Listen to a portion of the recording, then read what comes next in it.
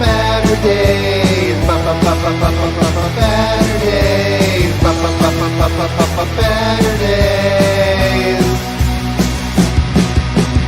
Omnidog and the Minister of Comics talk forever, get right your ergonomics.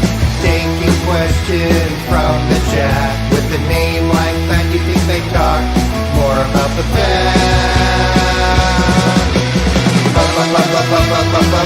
Batterdays.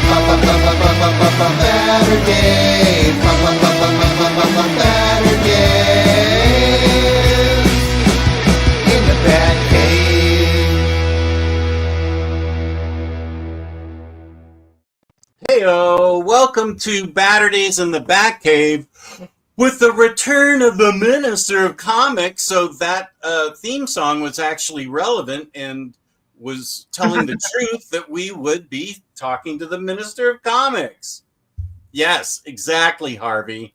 The theme song makes sense. The prodigal son has returned. That's right. Baturdays with the Minister. Okay, this nostalgia bait works on me. Nice, Hayden. Now, wait, why is my... I need to... Okay, wait. Why is my little box thing so small? What's happening here? What's that button do? New layout, edit layout. It wouldn't be a live show without technical difficulties. Well, I can. I mean, we can see each other, but I like seeing each other bigger. Wait, what's Is this? this how it always is? Ah! Oh man, I know. Yeah, see me in that format. it's it's just smaller on my screen for some reason. They've changed the layout and everything, and so I'm not really that happy with the layout, but I'll get used to it. Is there like a different website or service that people use for streaming that you would like to do differently? I would, now that StreamYard has effectively doubled their price, and I'm really going to have to assess whether I can afford to do StreamYard. So if I there's OBX or something through YouTube, and I have to yeah, sorry, I apologize to the minister. Oh, OBM is what a lot of non-comic YouTubers use. None? Jess, OBS. is StreamYard's changes to their service comparable to Cracker Barrel's changing of their logo? That's all I see on my Facebook feed recently. What's that? That's all I see on my Facebook feed recently. Cracker Barrel? Cracker Barrel and everyone rising up in revolt. Okay. So I need to edit. It looks fine to me, Jess. Okay, well, that's fine. Obviously I need to edit that because that's not their name anymore. So let me go for... Oh yeah, I did see that. What is it again? It's Panelbound Comics, which would have made a good name for a comic YouTube show. I should have got Omnidog's Panelbound Comics. I'm really behind the times. What led to that change in title? Panelbound Comics? Yeah. I think JP just decided this sounded better than organic priced books. But this is the code for $2 off your order, and then 5% off shipping 4 more books together. Omnidog sit. So my codes are the same, but they changed their name to Panelbound Comics. The website's still the same address, same everything else. Just I think they fixed up their YouTube channel and made some changes, like to refresh it. Got it. So still same good prices and things like that. So well done, Panelbound Comics. Let's see. Oh, wow. Got a lot of people here. No, but it sounds more comic booky than organic priced. At least, I don't know. I actually don't know. You should have them on the show and talk to them about it. Yeah, I should. Only I don't want to. Oh. But No, you do want them to buy books there and use that code. No, that's all right. I do want that. So yeah, I don't know why they chose that name. It just sounded better to them. Someone explain this Cracker Barrel drama to me in a way a non-American will understand. This is actually the first I've heard of it. So take it away, Minister. What is happening? I don't know all the details as well. I just see a lot of different memes and people poking fun at it. I think they're trying to make it look more modern, sleek, and they edited the original logo with the guy at the barrel, and they're changing all the locations to make it look a little bit more up to date. But for those of you who aren't in America, Cracker Barrel is like an American, I'm trying to think, the throwback restaurant where you can get mediocre food, and they have a huge store with like big checkerboards and parrots that can say things back to you, different old candies. It's more for the experience than the food, because the food's pretty So you kind of go for that experience, and they're changing the experience. I think it gets a lot of people annoyed. So I think that they like their nostalgia hit when they walked in. Right. I think so. I'm not a big Cracker Barrel fan. I used to like it growing up, but it kept getting worse and worse, as most restaurants do, as you go along. Yeah. Like, Jess, don't you remember back in the 90s, like Pizza Hut was the place to be? That was the best pizza. Now it's like stiff cardboard with a little bit of cheese sprinkled on top. When I was a kid with the Book It program, oh yeah, I read so many books. I got personal pan pizzas for weeks, man. Like, I never had to buy pizza growing up. I would just read a bunch of books and get that free pizza. And Pepsi tasted better in those red cups. You know those red cups I'm talking about? Yep. And they had the TMNT video game and everything. And now Pizza Hut is just a place where you go up and pick up your pizza and leave. They have the Pizza Hut Expresses or whatever. What's the best? I know you have a good pizza place near your house because I went to it with you guys. What's the best chain pizza, do you think? And I'm sure the chat. Oh, thank you, sweetheart. You are welcome. Dinner delivered by the by upper management. Thank you. I'll expect a tip. Okay, I'll give you a tip. Yeah, stay in your own lane when you're driving. That's my best tip. So what's the best? And in the chat can chime in too, of course, as you always do, and I always like that. What is the best chain pizza? I mean, back in the 90s, it was Pizza Hut, but pizza's not great anymore. And I don't like Domino's. They reformulated a few years ago, but you still don't like it? I've had it. It's still not great. I mean, I guess I had a lot of Papa John's in college because we had like flex points with our cards for our meal plans. So I feel like I ate too much Papa John's to really like it anymore. But if I had to pick a chain, it'd probably be, although, isn't Papa John's different now that Papa John isn't actually the owner of it anymore? Did he get it out or something, or he sold it? I think I don't think he's I think he's still owner, but he's kept they keep him under lock and key, like, so he doesn't say any controversial stuff. Somebody in the chat will know if he's still owns it. That's a good question, Jess, but I feel like they're all kind of equally terrible.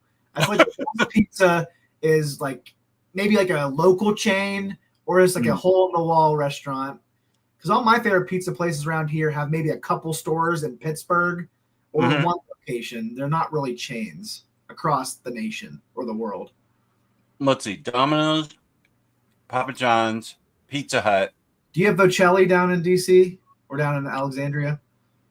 Yeah, I've never ordered from it. There's one near our house. That one's okay. But I would say there's none that really stand out as fantastic. What about Little Caesars? I've never eaten there. I'm not a big pizza guy.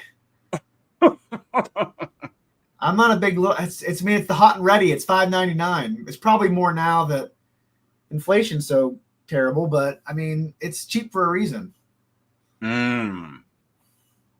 Oh, Harvey flexing. The best pizza I've had is from 50 Carlo in Napoli. Oh, have you been to Italy, Harvey?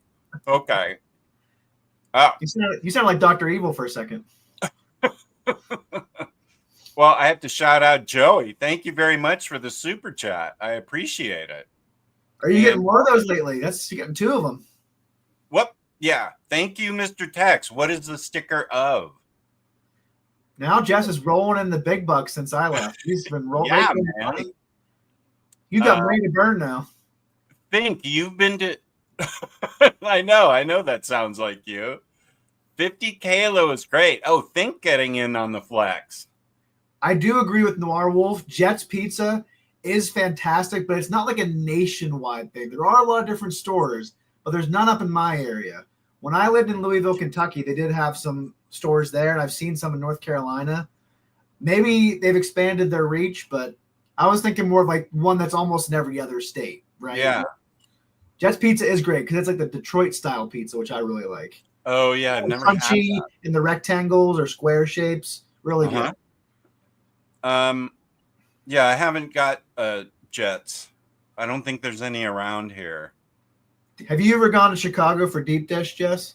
I would go to Chicago specifically for deep dish and a hot dog that has all that Chicago style stuff on it. So yeah, I would go there. Maybe I can get it. Chicago. Wait, what's Chicago Comic Con called? Oh, C2E2? C2E2. Thank you. Yeah, I'd be willing to do that. I'll have to ask how crowded it is. Oh, Chicago, I'm guessing pretty crowded, I guess. Yeah, probably. You wouldn't like, I mean, it's San Diego, then New York, and then probably C2E2, right? Would be third? I don't know. I don't know. Although, I feel like this past Comic-Con was pretty light at San Diego. Wasn't like a lot of the major studios not really there. I didn't really pay attention this year, but it seemed like it was a little bit less of a hubbub than usual. That's way too people-y for me. Yeah, I don't know about that one. Oh, it's a smiley face. Thank you, Mr. Tex.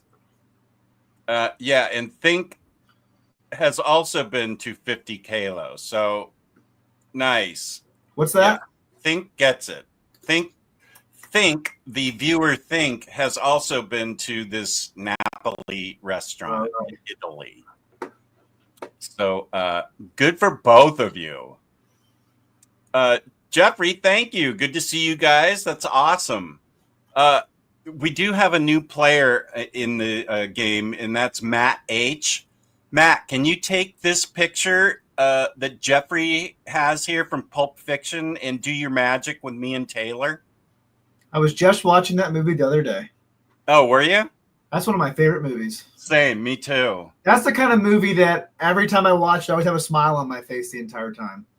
Just even when that kid gets his head blown off, and that's one of my favorite parts. I think I shot Marvin's face off.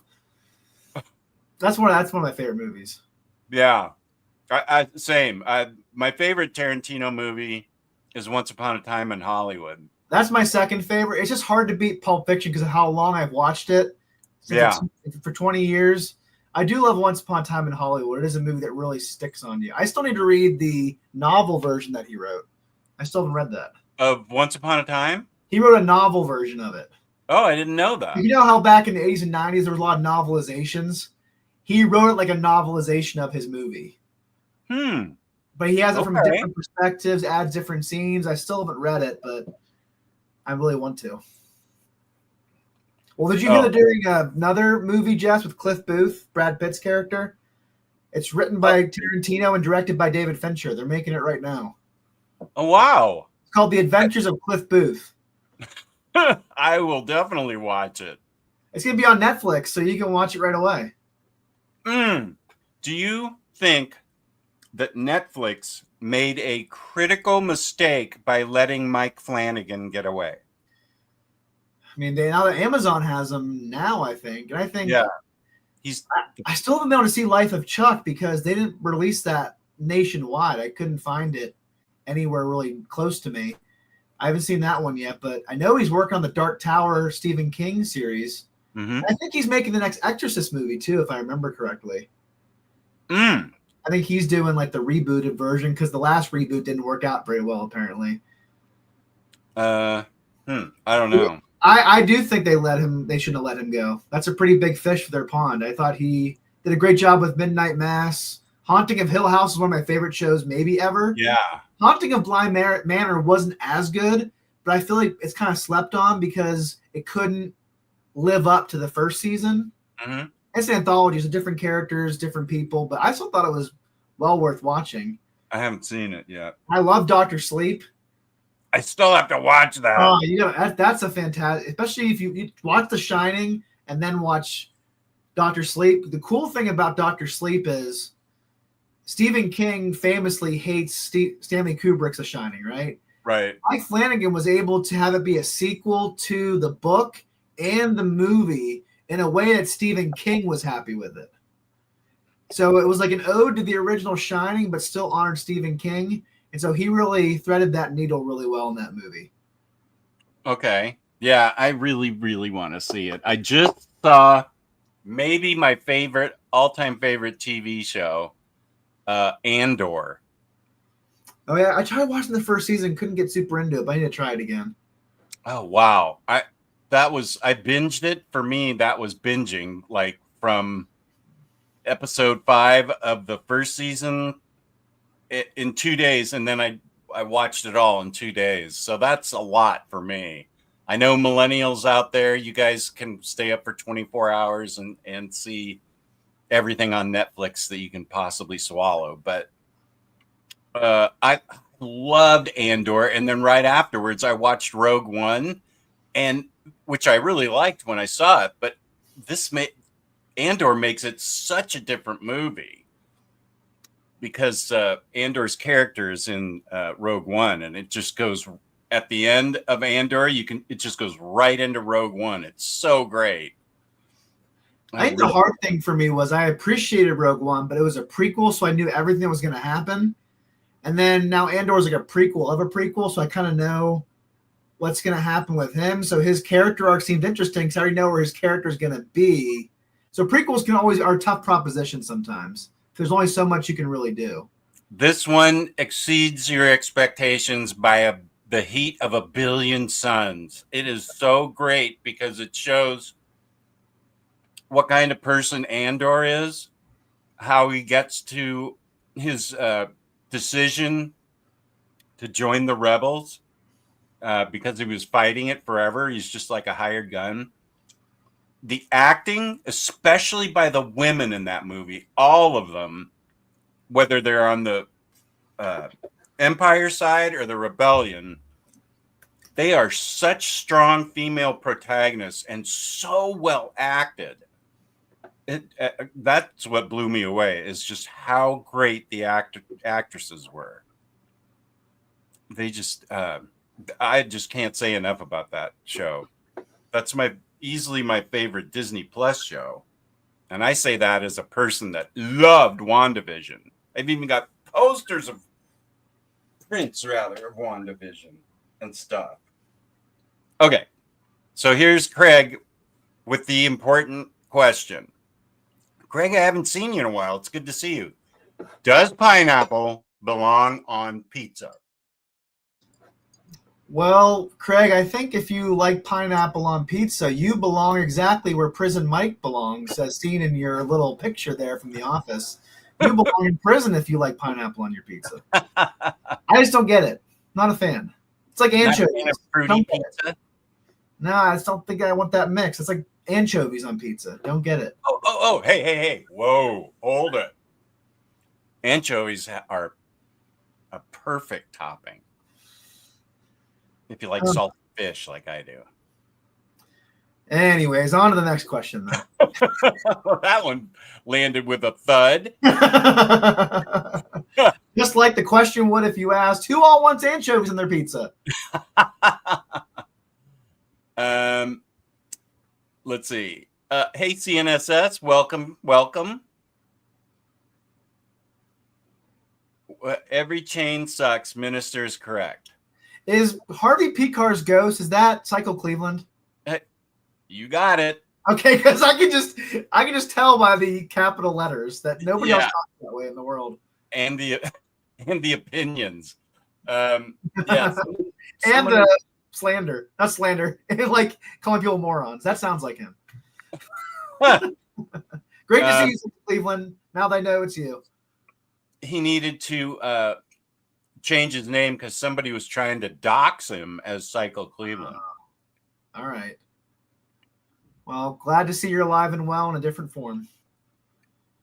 It's like Ryan Bragg, not my nephew, but good to see you. There's a Domino's right across the street from me. Their pizza is not bad. I haven't had pizza in so long. Does Ryan Bragg have similar taste to you, Jess? I think their Domino's pizza is not bad. I haven't had Pizza Huts in an age, and I haven't had chain pizza in so long that I don't even know what to tell you about it. Now that we're talking about it, I really want chain pizza right now, or any kind of tomato sauced piece of dough on cheese and everything else. I actually want it really badly right now. I could order it, but I'm not going to. I'm trying to remember the one guy who's always in the chat with an anime profile picture that we always totally disagree with him on everything. He was a nice guy, but we never agreed on anything. What was his name? He had like an anime profile picture. Nice guy, but we never agreed on anything with him. Was it next to Maginot? I don't know. Maybe I'm sure somebody in the chat remembers. N-Man 40? Is it Warren? Josh Greathouse? Warren? Is that what it was? Well, Warren W. Yeah, I remember. Nice guy, always respectful, but we never agreed on anything.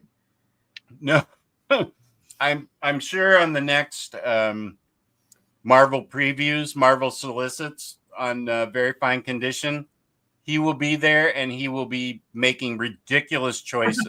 He's here. Oh, he is? Warren Weaver. Great. Warren Weaver, that's right. Warren Weaver, you're great, but we never agreed on anything, I don't think. What? See, anime profile picture. I remembered. Oh, yeah. Well, Warren, you have been summoned. Nice to see you. What's a current Omni? No, okay.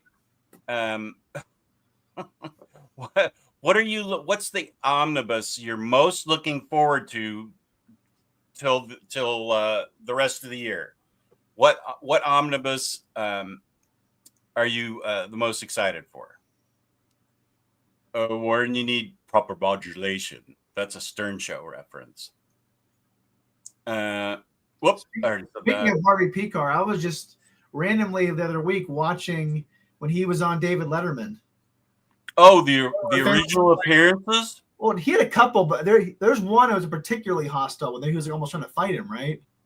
Was that the one where he was talking about GE making the nuclear components for bombs, and GE also owned NBC? He was just being really confrontational. Everything that David Letterman said, he was just on his case about it.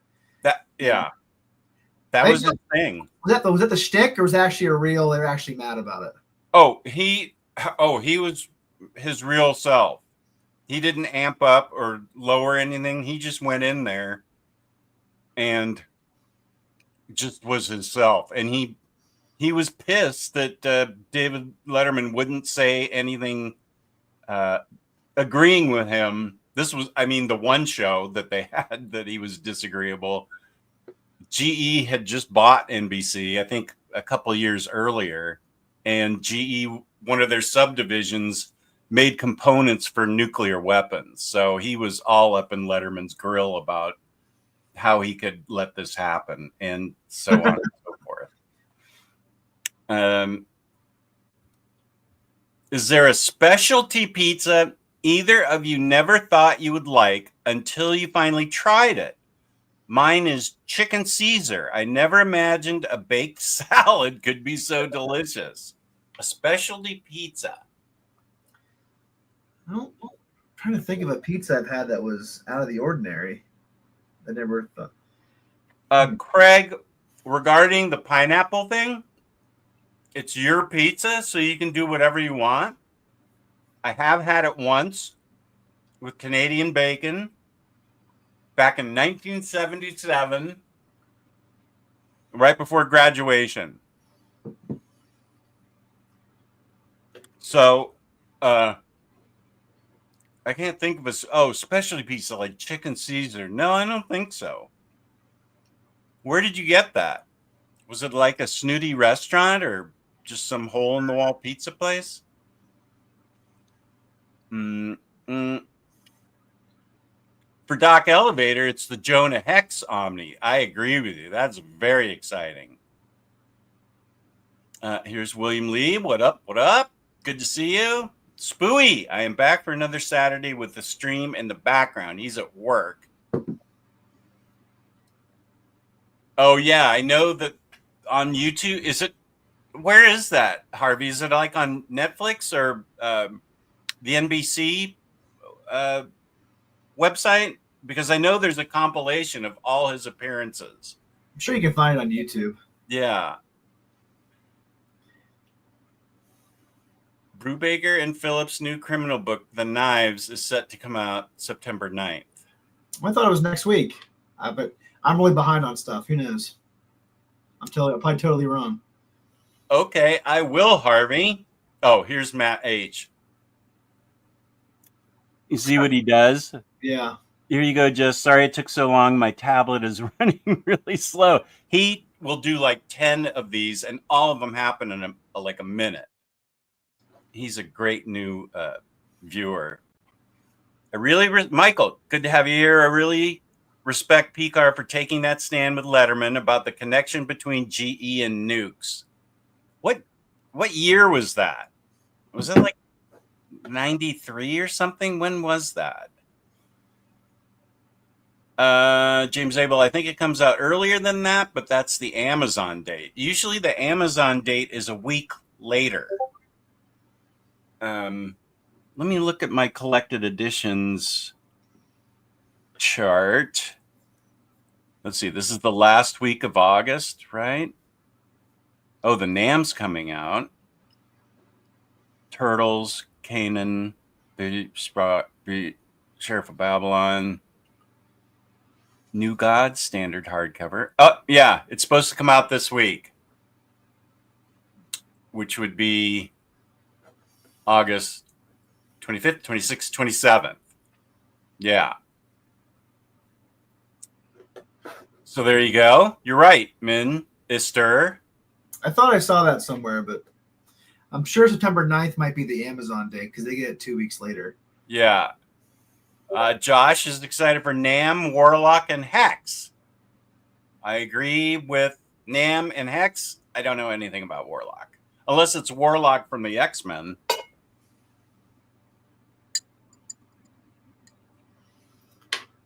Doc had a Mexican street corn pizza recently at a family event. It sounded weird, but was great. I'm very curious to hear what you guys have been reading because I was on a huge comic slump from March till July. Back in the game now. Well, we will be talking about what. Oh, thanks, Harvey. Is that what I just heard? Okay, thank you.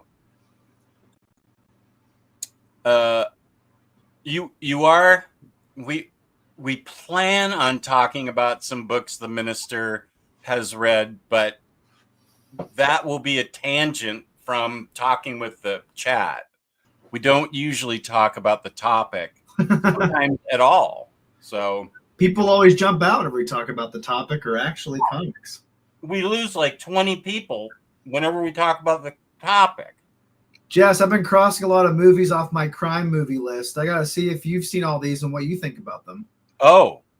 So for the first time, I can't believe I've never seen this movie until last week. I saw Dog Day Afternoon. Oh, yeah. What'd you think about that one? I loved it. What's that guy's name? John Cazale? Yeah. He played the crazy friend in the bank. Well, oh, yeah. With Al Pacino, right? Yes. and he was upset. Oh, Al Pacino was gay, and he was upset that he was referred to as gay. John Cazale. Right. He was in like 3 or 4 historically classic movies like that before he was sadly lost to cancer very young. The Godfather movies, Deer Hunter, Dog Day Afternoon. Yeah. How about that on your resume? And then he was taken way too soon. Then I also watched, let's see what else. Oh, I was on a Sidney Lumet kick. So there's a lot of Sidney Lumet movies I haven't seen. I watched The Verdict with Paul Newman. Oh, yeah. Astounding movie. Probably the best Paul Newman performance of his entire career. That's the one where he's the drunk? The drunk gets that case where it's a woman who's pregnant, was aspirated because she was given the wrong anesthesia. And he's tempted just to take the money and run, but he decides to fight out in court. And that's the movie he should have won for rather than Color of Money. Color of Money was kind of like the makeup Oscar for him. Like, hey, you should have gotten it before for Cool Hand Luke and The Sting and Butch Cassidy and the Sundance Kid, but we'll give it to you this movie. But The Verdict is definitely his career best. I love The Verdict, and I was not that big of a fan. I didn't care for The Color of Money. I liked the original one he was in, The Hustler, with Jackie Gleason. But yeah, I love The Verdict. I've seen that several times. The Color of Money, I did watch it, and I kind of fell asleep halfway through on my couch. That's about right. Yeah. I wouldn't say it's a bad movie. It just didn't really hold my attention. A well-made movie. But like I love Martin Scorsese, but it's not one of his best efforts. Yeah, it's like when they try to capitalize on a younger rising actor like Tom Cruise. I've seen several of those movies where they pair older actor with younger hot actor, and they don't really work. There was a crime one with back when Charlie Sheen was like normal-ish, and they paired him with Clint Eastwood, and that was pretty dull. I forget what. Is that Absolute Justice? It's like what was that? I can't even remember. Bother me. I can't even remember the name of it, but they do that, and I think it rarely works well. What else have you seen? Let's see. I also watched Cutter's Way. I had a day where I watched 2 Jeff Bridges movies. I watched Cutter's Way with him and John Hurd from 1981. You ever seen that one? I haven't. Where Jeff Bridges is kind of like a young version of the dude before he gets too old. It's kind of like a beach bum, just kind of going around doing his thing. And he comes across this guy dumping a body in an alley, and he gets drawn in by the cops. They think he did it, but then he spots the guy in a parade who was at the big deal at the yacht club or the golf club, and he's trying to prove that he did it. You know, it was pretty good. It was definitely an underrated gem. Where did you watch it on? I think it was on Amazon Prime. Mm-hmm. And then I also that day watched Thunderbolt and Lightfoot with him and Clint Eastwood. Oh, yeah. I remember seeing that. Another one of the original buddy comedy movies. Pretty early rendition of that. Yeah. People always say 48 Hours is the first buddy comedy action movie, but that was probably the first one, I would think. I agree. With a really sad ending. Very sad ending. You didn't like that one, or you did like it? I did like it. What did you think of it? It was kind of like a comedic version of the Parker books. Where Clint Eastwood's like a version of Parker, and who brings on this young sidekick basically and his adventures. Where it starts out with Clint Eastwood being a preacher in a country church, then someone comes in and tries to shoot him, and then he runs out the door, and then Jeff Bridges comes in his car he stole and runs over the guy, and then Clint Eastwood jumps in, they start trying to commit burglaries, and they're chased by their old compatriots. And actually George Kennedy is in it, who I love from Naked Gun movies. I love him from Naked Gun. That's one of my favorite movie franchises, Naked Gun movies. And so it was great seeing him. George Kennedy Jr. was in the Naked Gun movies. It's one of Clint Eastwood's old compatriots who wants to kill him, and they have to get into one last job together. Gosh, I don't remember all this. I need to see that again because I thought I liked it, but this sounds super fun. It was on Amazon. I think you can watch it there. It was a really fun time. It was like a comedic version of Parker with a really sad ending, some cool set pieces in terms of car chases and bank robberies. So I thought it was really a fun time. And I also watched King of New York with Christopher Walken. You ever seen that one? I never saw that one. Did you ever see the movie Bad Lieutenant with Harvey Keitel? That sounds familiar. It was that director who, this is the year before the movie that he made. And that's the movie that Quentin Tarantino said he watched right before he made Reservoir Dogs, and that made him want to up his game. But it was a movie that didn't get a lot of love on its release, but over time it's become a cult classic. Yeah. It has Lawrence Fishburne, Giancarlo Esposito in a small role. David Caruso from NYPD Blue. When was this? One of Wesley Snipes' first movies. Wow. 1990. Is this King of New York? Yeah. What? Who's the main star? Is it Al Pacino?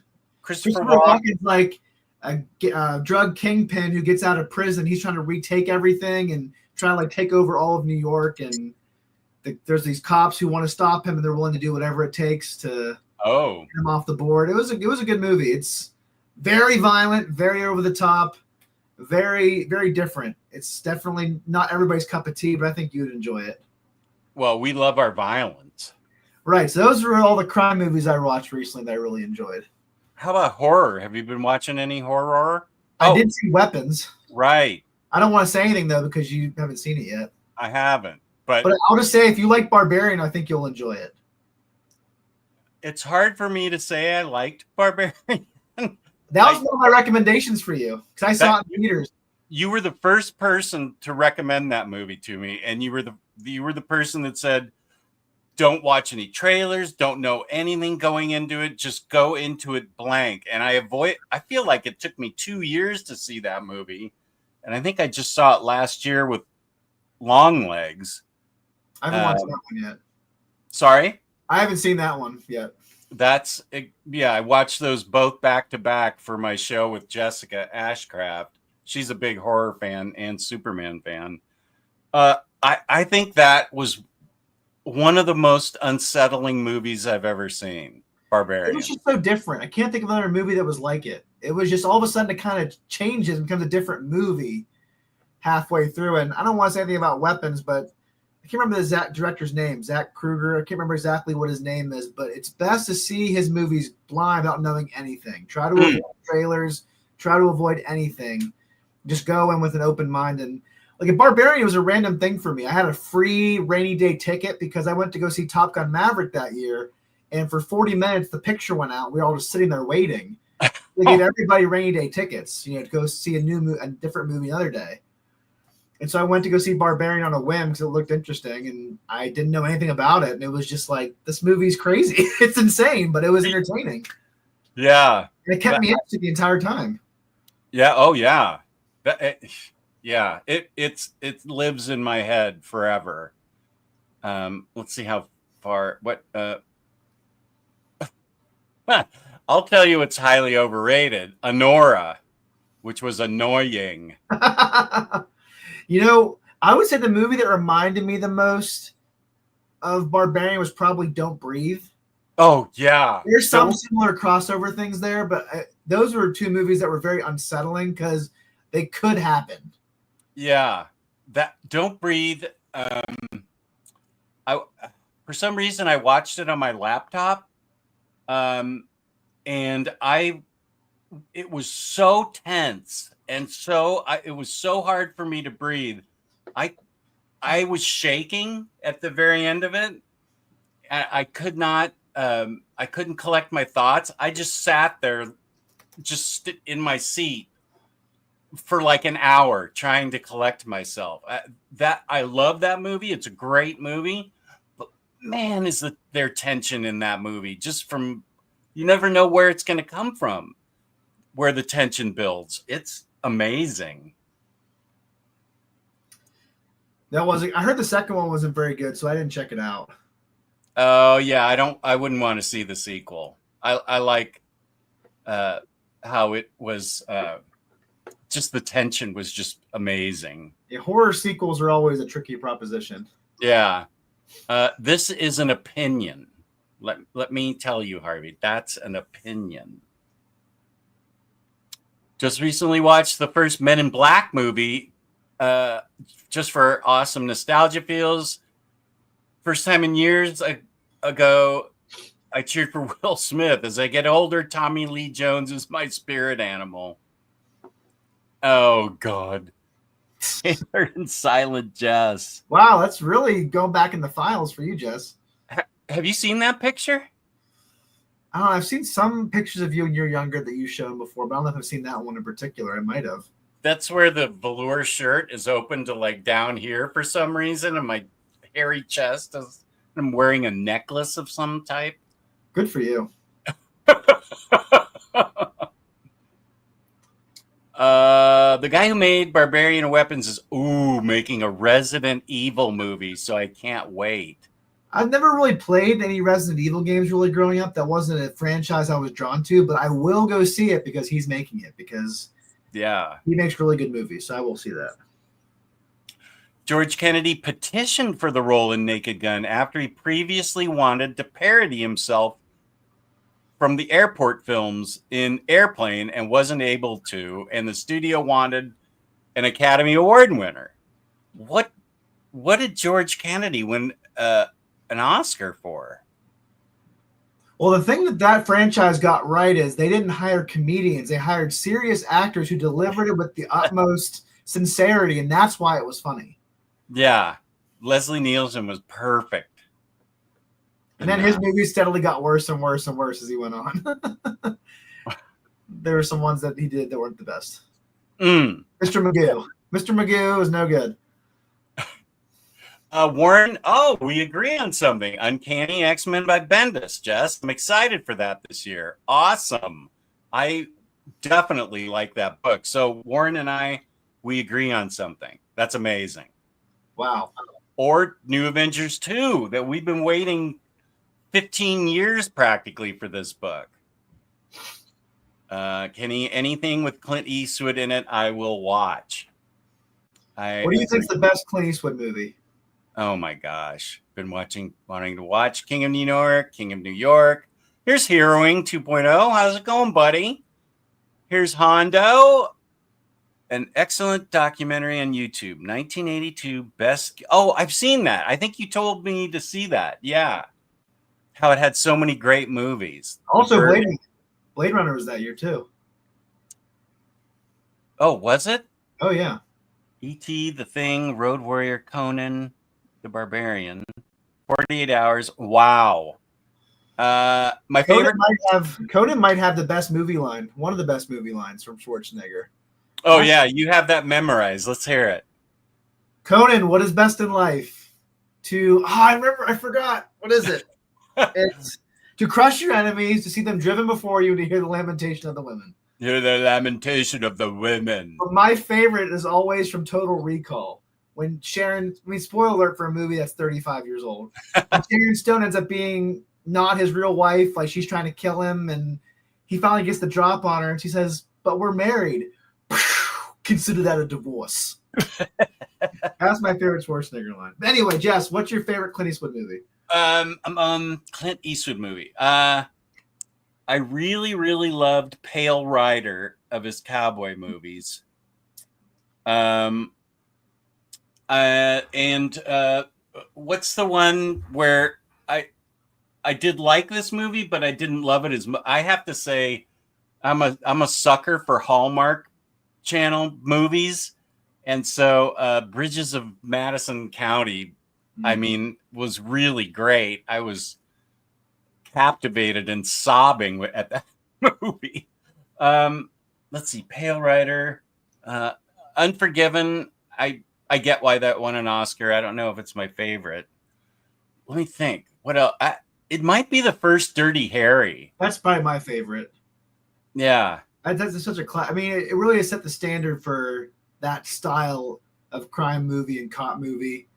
I think that's probably the best. And I think The Enforcer, the second one's really good too. When he's tracking down the motorcyclist cops who are killing people too. Yeah. That was a good one, but I mean, Unforgiven, yeah, you're right. That's a classic movie. Some great lines in it. Fantastic, but it probably would be Dirty Harry for me. Yeah, I think so too. I know one that I've seen a bunch of times, and of course I can't remember it. Bronco Billy. Have you ever seen that one? I've seen Outlaw Josie Wales and some of the other ones, but I've never seen that one. Yeah, Bronco Billy is actually pretty fun and funny. It's with his, at the time, girlfriend, Sandra Locke. And she was in several of his movies until he dumped her and moved on to somebody even younger. So I love Bronco Billy. I saw that a bunch of times, but I think it's Dirty Harry. Yeah. My favorite directed movie from him might be Mystic River. I love that movie. Whoa, that was great. Dennis Lehane's one of my favorite writers. Great book, great movie version too. Yeah. So that's I read that. Yeah, I read that book. Because he's directed a lot of great movies he wasn't in too, and that's one of them. You're right. What are some other movies he's directed that he's not necessarily in? Oh, I'm trying to think of movies he's directed he's not in. I have to look some of them up. Like some of them. Oh, you know what's a great one? His last movie, Juror Number 2. Did you watch that? With Nicholas? I haven't. That was really good. That'd be a great movie for you and your wife to watch. My wife enjoyed it, and we're not usually people who enjoy the same movies. But it's this guy who goes on. I don't want to ruin it for you. It's about it's a trial. It's a case. This guy's in the jury box. I don't want to ruin anything for you because I think it'd be better than not knowing what's going to happen. Why do you think upper management will like it? Because she never likes any movies I pick out. I just know because my wife enjoyed it too. We both liked it. So my wife and I rarely agree on movies.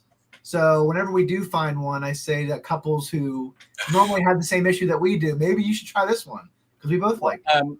What genre is it? Thriller or a courtroom drama? Kind of like a thriller courtroom drama. Okay. So let's see. He directed. I mean, there's a lot of the movies he directed. He was in like $1 Million Baby and Grand. Oh, I love that one. American Sniper. He directed Mystic River. Yeah, I guess a lot of them was ones. Invictus. Never saw that one. Flags of Our Fathers. Letters from Iwo Jima. That was a good movie. I never watched the Sully movie with Tom Hanks. Oh yeah. Oh, he directed that. Okay. Yeah. I was like, how can they make a movie of that? It was like 10 seconds where he landed it on a river and they were saved, and that's it. How are you going to tell a 2-hour story about that? I've never seen it, so I can't really say, but I'm guessing it was probably the following aftermath where he was like probably investigated to see if what he did was the correct thing. I'm guessing there was probably a lot of hoopla surrounding that. Kind of like the movie Flight. You ever see that with Denzel Washington? That's a great movie. The one thing I really love about that is movies and TV shows and books, comic books, whatever, rarely portray an alcoholic properly.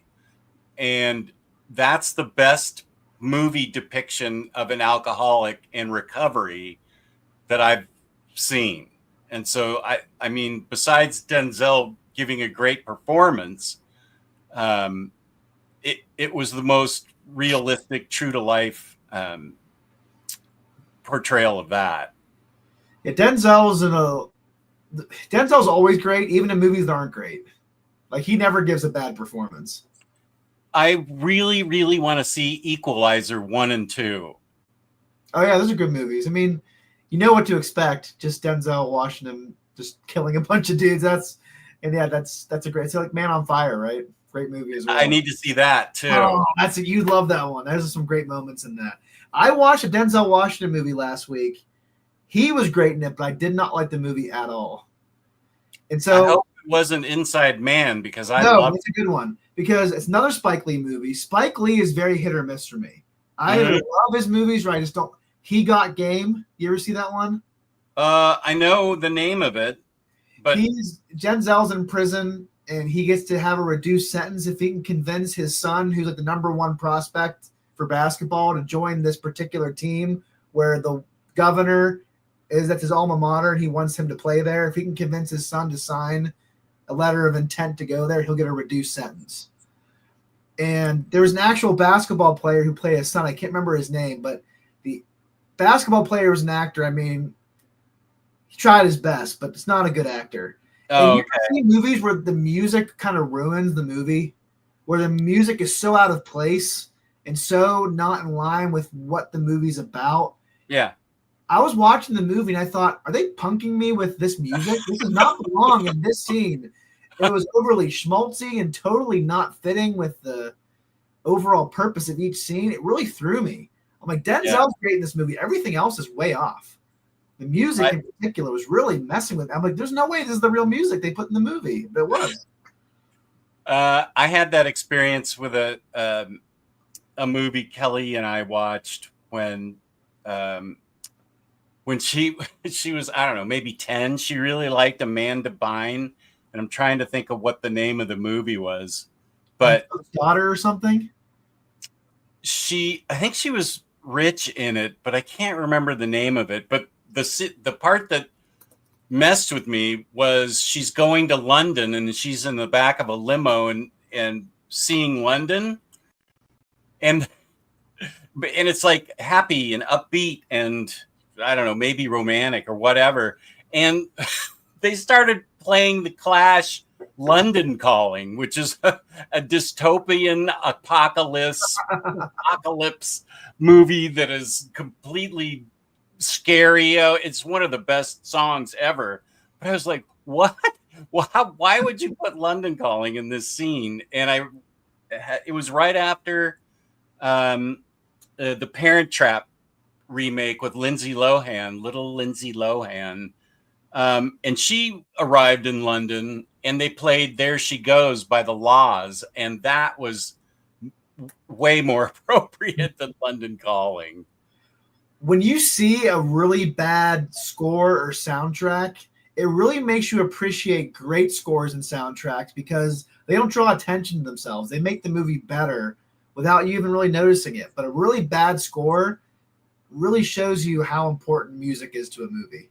Yeah. I know they're like my go-tos that I really like Hans Zimmer. And actually, not Wes Craig. Who's the other? Who directed The Thing? Oh, John Carpenter. Yeah, he writes all his own music, and his music's really good. He's I think in The Thing, wasn't it Ennio Morricone did The Thing? Oh, did he? Okay, I was just seeing. Actually, John Carpenter's name is really big, but yeah, Morricone's great too. Because usually Quentin Tarantino, we're talking about him a lot today. Usually he just does needle drops and other music from other movies. But The Hateful Eight was his first original score from Ennio Morricone, and he used a lot of unused stuff from The Thing. Oh, yeah. I haven't. That's the one Tarantino movie I haven't seen. Oh, you got to watch that one. It's really good. Really divisive one, but I really like it. It's not one of my top 5 favorites, but it's really good still. Remy, as a big horror movie fan, I'm always trying to chase the feeling of being truly terrified. It rarely happens, but when it does, I need more. Yeah. Paranormal Activity was the one that freaked me out so much. It was the middle of the day. It was me and my dog at home watching it, and it freaked me out so much. I called upper management in Baltimore and I said, you have to come home right now. I can't. Please come home right now. So you know what to me that really scared me as a teenager was Stir of Echoes with Kevin Bacon. Oh, was that scary? Yeah, but you know what really freaked me out even more than the actual movie?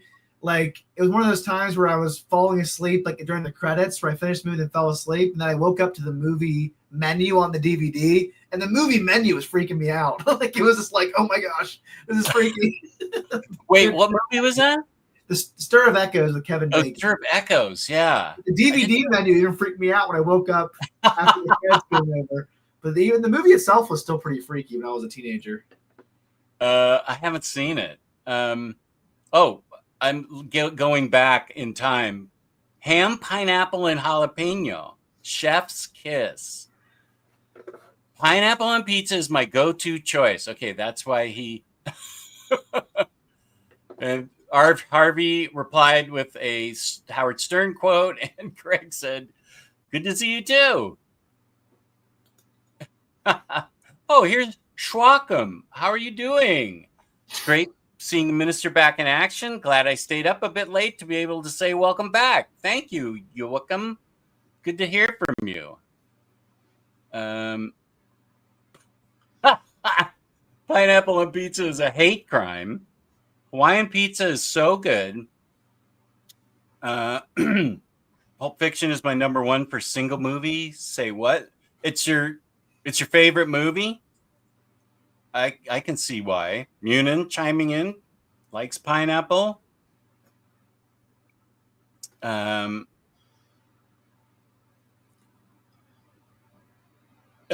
This is another. Oh, Harvey's on the Stern soapbox tonight. That is great. In a serious manner. It's annoying Fincher is doing so many Netflix movies because they never put them out in 4K. Oh, okay. Yeah, I love all his movies except I haven't seen Hateful Eight. So I wish that they would put out the Blu-ray 4K version of the Whole Bloody Affair where they put Kill Bill and Kill Bill Volume 2 together. But he only wants to play it at his theater in California. Oh, it hurts like cool to watch them both together with no credits. Just put them both together. Oh, okay. And you couldn't do that with the set because you'd have to get up and change it. And Right. I'd like to see that too. I really like that movie. And it might even be a different viewing experience because Volume 1 is so much different than Volume 2. Like Volume 1 has all the memorable like action set pieces, right? And the second one's a much more slow and thoughtful film. Not as many action set pieces. So I think it'd be a different viewing experience to watch them both together in a theater or in your house. But I think it'd be a really cool experience to watch them both back to back like that. Carrie is set to come out on Prime Video next year. Okay. Oh yeah, he's doing that too. I forgot. Oh yeah, Inglourious Bastards. I love that movie. I need to see it again. I think my top 3 Tarantino would be Pulp Fiction number 1, Once Upon a Time in Hollywood number 2, and maybe Django Unchained number. I love Django Unchained. That's a great one. That was. I need to see Inglourious Bastards again. I love that movie. That's a great one. Oh yeah, Hondo's been yelling about this. Life of Chuck. I do want to see it. There was like a theater that was like an hour away from me, and I wasn't going to drive that far to go see it. Is it streaming now? I mean, I think you could probably pay to watch it, but I'm waiting for it to come out on something I already own. Not own, but something I'm already subscribed to. Oh, Life of Chuck is on video demand, and it was very good. Okay. Hey-o, welcome back, Minister, says Hondo. I'm excited about Cape and Cowl Con tomorrow. Free at Brewery in Alameda, California. Rick Remender, Jerry Dugan, the Dodsons, and many, many more. I'd be most excited about the Dodsons. I'd bring a ton of stuff for them. Did you ever read that Matt Fraction book with the Dodsons? What's it called? Adventure or something? Oh, Adventure Man? Yeah, did you read that one? I haven't yet. I own it, but I couldn't get into that one. You what? I couldn't get into that one. Oh. Matt Fraction's always been the guy where I love his mainstream stuff, but his creator-owned stuff I've never been able to get into. Like his Jimmy Olsen book is one of my favorite comics. Hawkeye, same. But I tried other things, and I'm like, I just don't really. You know what? The Last of the Independents was good. Oh, did we review that? You and I? I had it in panel style. I remember I liked that. Yeah, it was good. It was like basically like a movie storyboard for an old 1970s crime movie like Charlie Varick or The Outfit. That was good. But for the rest, like his other stuff like Casanova or Adventure Man, yeah, I just couldn't really get into it. I love his other stuff. I'm to see what his Batman would be like. Isn't he doing Batman now? Yeah. And I guess Jorge Jimenez is always going to be the Batman artist from now on. That's fine with me. This is the third run in a row where he's the.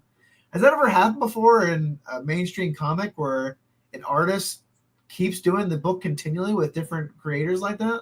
Boy, that's a good question. We know it's not Neil Adams because he could only draw like 10 issues before he was 10 months behind, so it wasn't him. I mean, back in the Silver Age, I think it happened. Like Schaffenberger on Lois Lane. But I don't know. Once I catch up to the chat, I bet there's a bunch of people who will answer that question because that's a good question. Yeah, Brown Mist 44 says John Romita Jr. on Amazing Spider-Man.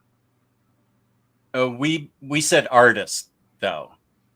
Yeah, I think he's talking about John Romita Jr. as artist.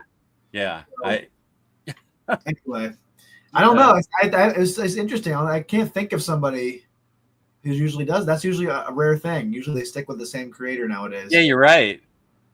I'm looking at. He's fantastic, so it's hard to beat him. So, what's that? He's fantastic. I'm not complaining. It's just not the usual. Okay. AC, thank you. Everyone smash the like button.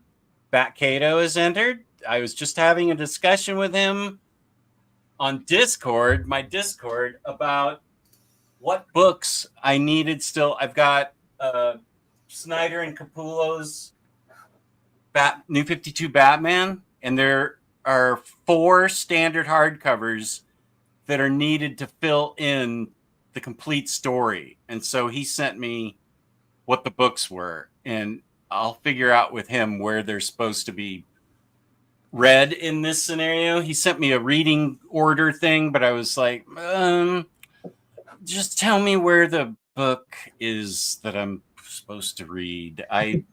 But he was I really appreciated it, Batcato, that you said that you sent me all that stuff. Yeah, thinking of Kato just took me back to all the Pink Panther movies. I was going through all those movies. Kato, are you here? Yeah. I love those movies. Oh, those. What do you think's the best Pink Panther movie? I feel like the last one that he did was my favorite because I think that's where that came. What I said, like he pokes his head around the corner. Kato, are you here? And Kato comes flying through the air for like 8 seconds. But I can't remember. Kato, the phone is ringing. Relax, I'll get it. Strikes Again's my favorite. That's the one where Dreyfus gets out of the mental institution and he tries to commit revenge on him, and he gets all his assassins to try to kill him. Yeah. He sneaks into the castle as a dentist with that fake nose. Oh, yeah, and that's the one I'm talking about. And the nose. Yeah, then he puts the laughing gas on him, and he pulls the wrong tooth. He pulled the wrong tooth. Only Clouseau would pull the wrong tooth. Kill him. His nose is melting from the laughing gas. That's right. So right. That was the one that has the Kato, are you there? And then he says, he goes, I think it was, I can't remember who said it, but he goes, does your dog bite? And he said, no. And so the guy went to pet him and it bit him. And he said, I thought you said that your dog didn't bite. And he said, that is not my dog. And then the Steve Martin movies were terrible. And did you hear who the next Clouseau is going to be? No, wait. What about Steve Martin? Steve Martin in his reboot of the Pink Panther was terrible. Oh, I never even watched it. Horrible. And now they're making a new version. Eddie Murphy's going to be Clouseau. I love Eddie Murphy, but like, come on, that's not the role for him. When was the last good? This is a serious question. When was the last good Eddie Murphy movie? I can say the latest Beverly Hills Cop movie was pretty good. What's that? Like Beverly Hills Cop 7? No, Beverly Hills Cop 4. They put on Netflix 2 years ago or last year. That was worth watching because the third one stunk. I love the first 2. The third one, the amusement park, stunk. The fourth one was pretty good. I think it's worth watching. Okay. But you're right. He hasn't made a good movie besides that recently, and I don't think that's the role for him. Hard to beat Peter Sellers. That's a hard. Oh yeah. That's a hard one to beat. And I think that another movie character that's hard to do because it has never really been done right is Dr. Dolittle. Eddie Murphy tried it. Yeah, Eddie Murphy tried it. Robert Downey Jr. tried it, and Rex Harrison tried it, and all 3 of them bombed. And they were just not really fun movies. He lost his edge, I think, when he started getting super uber famous and so rich. I think there's something with comedians when they really get in the upper stratosphere and they can't relate to real people anymore. They're surfers, and they can't think of jokes like Jerry Seinfeld. His comedy used to be great, and it's been terrible for a long time. Like his Pop-Tart movie was a disaster. It was horrible. I watched it not thinking his Pop-Tart movie, Unfrosted on Netflix. Oh, it was horrible. I didn't laugh once. I knew it was going to be bad, but I was like, it's free. I'll watch it. And it was just horrible. I don't think he can relate to anybody anymore because he has hundreds of millions of dollars. I think he's a billionaire. He and Larry David. Right. So I just think they can't relate to people like they used to. Yeah. Like Eddie Murphy in the 80s, you couldn't beat him. He's had Trading Places, Coming to America, Beverly Hills Cop, 48 Hours. 48 Hours, yeah. Was that his first movie, 48 Hours? Yeah, that was his first movie. That was amazing. I want to give props to Kenny, who started his own YouTube channel. Good for you, buddy. And my channel is still a work in progress. I still need to get a better 4K webcam and Yeti podcasting mic for my setup. Do you have an iPhone, Kenny? Because that's all I use to make mine. And I have the latest iPhone. And that thing is super sharp and clear, but I don't know what kind of phone you have, but I wish you luck. I wish you good luck. And so what's it called? Kenneth Crayley Jr. YouTube channel restarted. Yeah. Is it called what? Yeah. What's it called, Kenny? So we're caught up on pizza questions. Oh, and I forgot. Craig wants to hear what we've been reading. And I know what it's like to go through a comic slump, Craig. I've had that for the past 2 weeks. So, yeah, that's a hard thing to go through. Let's see. Life of Chuck, Pulp, Mike Flanagan. So, let's see. I just got done reading a run of Detective by Tomasi. I remember we really liked Mythology. The first book was kind of it was okay. Okay, not great. It was aggressively okay. But the first arc was amazing, like you said. Yeah, I remember particularly you liked Mythology a lot. Ham and pineapple.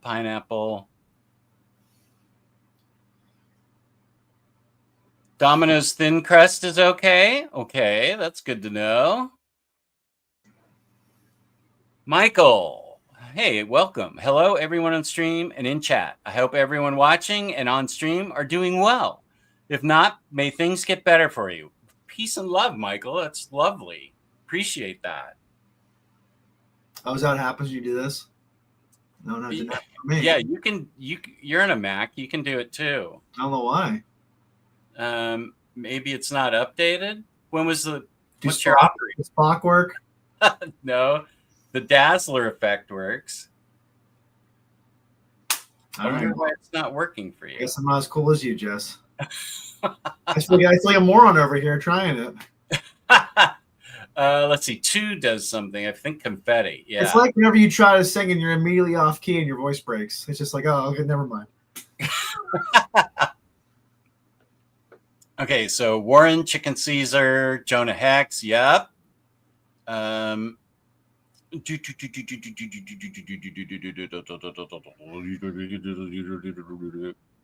Spooey, I'm finishing up some eBay auctions for tomorrow. Got around 500 pictures to go through, edit and upload, and 20 descriptions to write up still. What are you selling, Spooey? Whoop. Oh, meant Warlord, but I'm hoping to get Warlock Nemesis. Okay. You don't talk about the topic. Might have been a while, but I didn't forget that. Yeah, so Jess, when you do your live shows with other people, do you guys talk about the topics? It depends.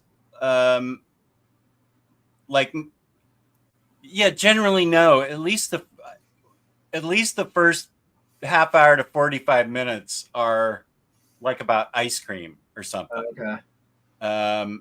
But I don't. I'll send this to her. Thanks. I don't. The one I do with Jessica about Superman. Yeah, we kind of goof around for the first 45 minutes there. The collected editions show I do, that's ice cream for a solid hour at the beginning. Do you and Kristen still do videos together?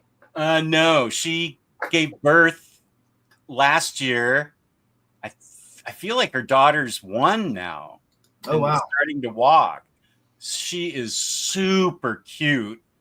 Her name is Quinn Birdie. So Hayden started calling her Harley Quinn Birdie of Prey. And so that's how I refer to her too. Harvey, appreciating the fact that you saw Dog Day Afternoon. I'm not appreciating. It looks like more like scolding. Oh, now he's scolding you. Well, you know what they say about opinions. Right. I got Tom King Batman Omnibus. Looking forward to read it. Nice. I can't remember where, we used to talk about Batman. How did you feel about Tom King's overall run? I think overall it's hit or miss, but there's things I really love about it. Parts I really love, like the Bane stuff in the beginning. The War of Jokes and Riddles is great. Yeah. There's a lot of great stuff in there, but as an overall run, I thought there was some rough patches, but I liked it overall. Yeah. I really liked it a lot. Oh, yeah, this is a good movie. That's kind of under the radar. The Player. I don't know if I've seen that one. How can I describe it without... Okay, it stars the guy that was in Mystic Pizza or Mystic River. Tim Robbins? Yeah, Tim Robbins, and I can't remember who his wife is, but some writer starts... And Tim is a executive for a movie company, and it shows just how scummy Hollywood is, and particularly like Tim Robbins' character is getting letters from a writer. And this is back before email. He's getting letters from a writer that the writer has something on him, and it goes on from there. It's kind of a thriller-ish, but it's mostly an indictment of Hollywood. Okay. I thought it was really good. Kind of like The Studio. You ever heard of that show with Seth Rogen on Apple TV? No, Seth Rogen's in it? He becomes a studio head, and he wants to make like good, artsy movies, but he's stuck between like that and the need to make blockbusters that make money. So he goes in wanting to be a great executive, but he ends up realizing how hard it is to make good movies, not get fired. And it's really funny. I really enjoyed it. Okay. It's better if you know a lot about the movie world and know like movie terms and different movies and directors and actors. So that I think you'd probably be okay with that. I think you have enough knowledge. Yeah. Have you seen Shrinking? Oh, I love that show. Yeah. That is a show that both my wife agree on. We loved the first 2 seasons of Ted Lasso, but the third one was really rough for us. We didn't love it. Huh. I've heard people say the second season they didn't like, but I loved all 3 seasons, so that's me. Yeah, but Shrinking's been great. I mean, Harrison Ford putting out some of the best acting of his career. The best. Oh, Michael is in a really nice mood. I appreciate this, Michael. To anyone watching live or the video on demand, you can help this channel grow, please, clicking on the like, thumbs up button. Thank you, Michael. Spread your joy throughout the chat. This is great. Amanda, how's it going? I love that picture of Batgirl. Paul Newman from Shaker Heights, Ohio, by the way. Yes, that is true. Oh, yeah. Best Paul Newman is Slapshot, might be because it's the only one I have seen. Slapshot's a classic comedy. I love him in The Sting. Yeah. That's a great one. Yes, it is a total coincidence. There is a great movie from 1987 streaming free on Tubi right now called House of Games. Roger Ebert picked it as his favorite that year, Siskel third favorite. It has a noir aspect. I think you'll like it. Do I have Tubi? What is Tubi? You can watch it. Anyone can watch it. It's like a free service you can use. Oh, okay. I'll be right back. Okay. House of Games. Okay. Let's see. Oh, and I DM'd Razor Ramen, so I can scratch that off. House of Games. Okay. Thank you. This will be seen by 2036. House of Games. Batmanda. Whoops. I've been on a reading kick this week. Read Batgirl, Birds of Prey, and now I'm reading the 2015 Black Canary run. Oh, that was the DCU run where she's the leader of like a punk rock band. I remember liking that. That's is Batgirl the new Cass Kane one, Batmanda? Because I feel like that just came out maybe last week. You know,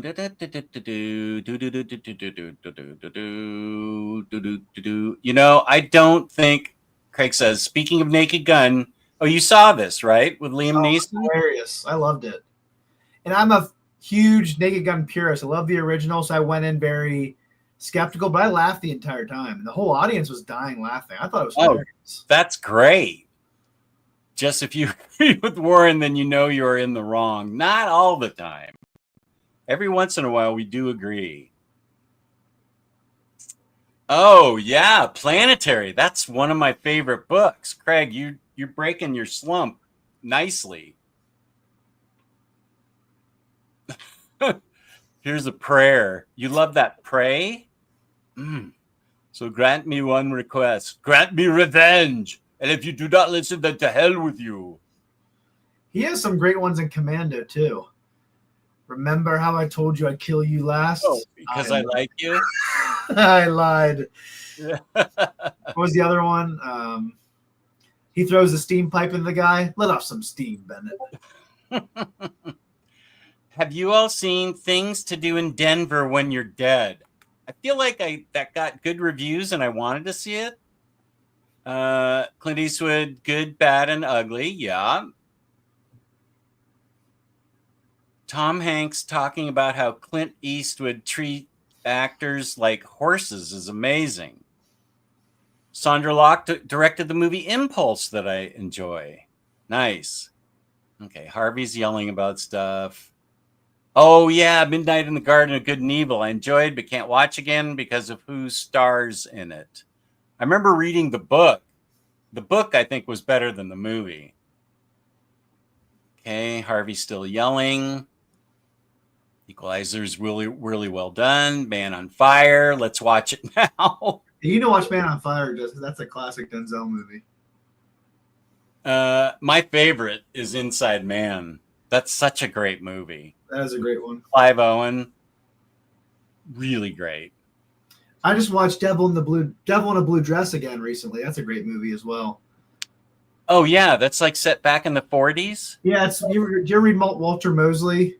I read the book first. Yeah, his Easy Rollins detective series. It was great. Great movie. I've seen it a couple times. It's got Jennifer Beals in it. Is she the devil in the blue dress? Yes. Yeah. Great movie. Unstoppable. What's Unstoppable about?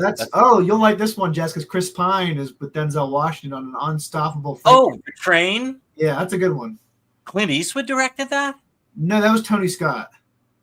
Oh, but I think that was probably just a Denzel reference because we were talking about Denzel a lot. Oh, here it is. You're right. and Stop is a rare, cliche-riddled film that actually succeeds. I loved that movie. That may be the last Tony Scott movie before he died. Hmm.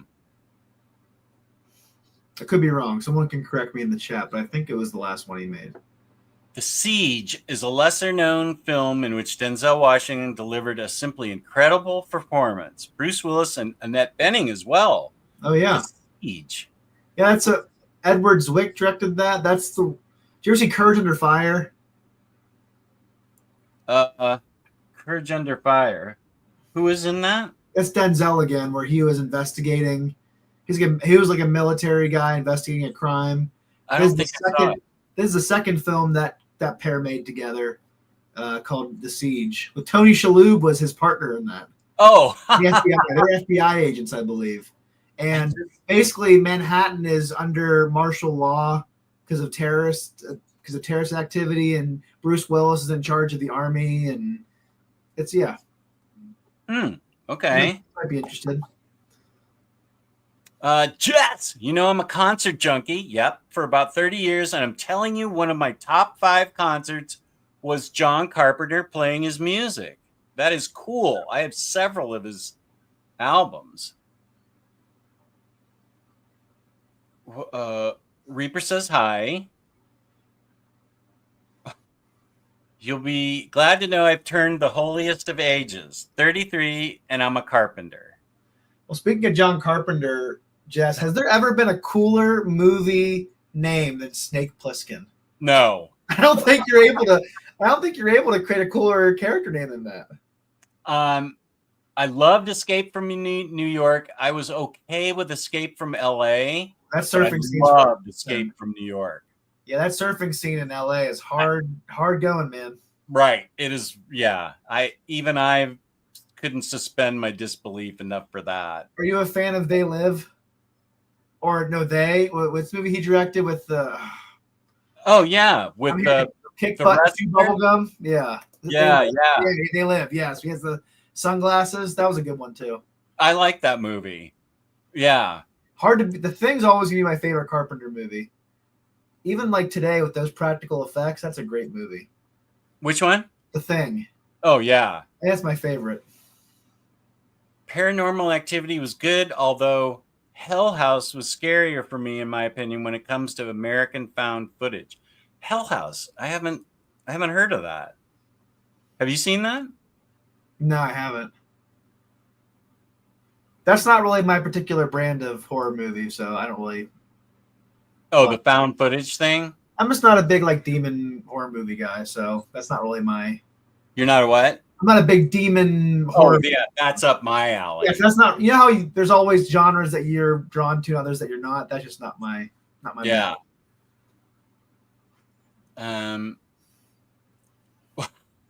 Taylor, random side note: I'm craving Primanti brothers so hard right now. Well, Jess, you have to tell them the faux pas you had when you ordered Primanti's here, if you remember. Oh, I do. Yeah. You thought you were so mad at yourself you couldn't stop talking about it. As soon as it left my mouth, I regretted it. Taylor took me to so many great places to eat in Pittsburgh, and I said I have to go to the place that serves the sandwiches with the French fries in it. And he goes, "Oh, Primanti Brothers." So we went there. I think Saturday afternoon. It was really busy, and this really nice waiter, who I think was probably just a couple of weeks in. It seemed like he might have been new, but he was very nice. I wanted the pastrami sandwich, and I'm thinking of like a pastrami sandwich from New York City, where it's just thick slabs of pastrami, laid on the rye bread like this big, and so that it can be fatty. So I said to him while we were getting ready to order, "Is the pastrami lean?" And he goes, "I'll go check." And he was gone like 15 minutes trying to find out. And I was like, why did I ask that? Just get the pastrami. And he came back and said, "Yes, it's lean." And I go, "Okay, I'll just have the pastrami sandwich." I regretted that. It's like a Naked Gun. Give me the strongest thing you got. And the guy comes over like this. He's like, no, I'm gonna drink. I remember you were so upset at yourself. You were so upset. I was. It was just dumb. But hey, it was a great trip overall. Oh, it was fantastic. I found a ton of out-of-print books, and we ate a bunch of great stuff and had milkshakes at least a couple of times. What was the name of that place? The Milkshake Factory. Right. Is it still there? Oh, yeah. The Midnight Cookies and Cream is where it's at. Oh, yeah. You're right about that. Hey, here's Doug. Classics like Jack Benny and Bob Hope never seem to get stale. Good seeing you, Mini Steve. Right. Okay, Mini Steve of comics. Thank you. The worst thing about a comic slump is you go months without reading hardly anything while you've got a bunch of bookshelves in front of you with books. It's kind of horrifying. Yeah, that's what's happened to me in the past 2 weeks is I have so much choice. I get choice paralysis. I can't pick anything. But I've read a lot, and I'm going to try and get back to doing videos. Wouldn't it be funny, Jess, if we were able to bring someone from 200 years ago into our current problems and be like, these are the things we worry about? And they're like baffled, like, what? How is this a concern? What is 9 books on ye bookshelf over there? That reminds me of the Dexter's Laboratory. Did you ever watch that with your daughter when she was growing up?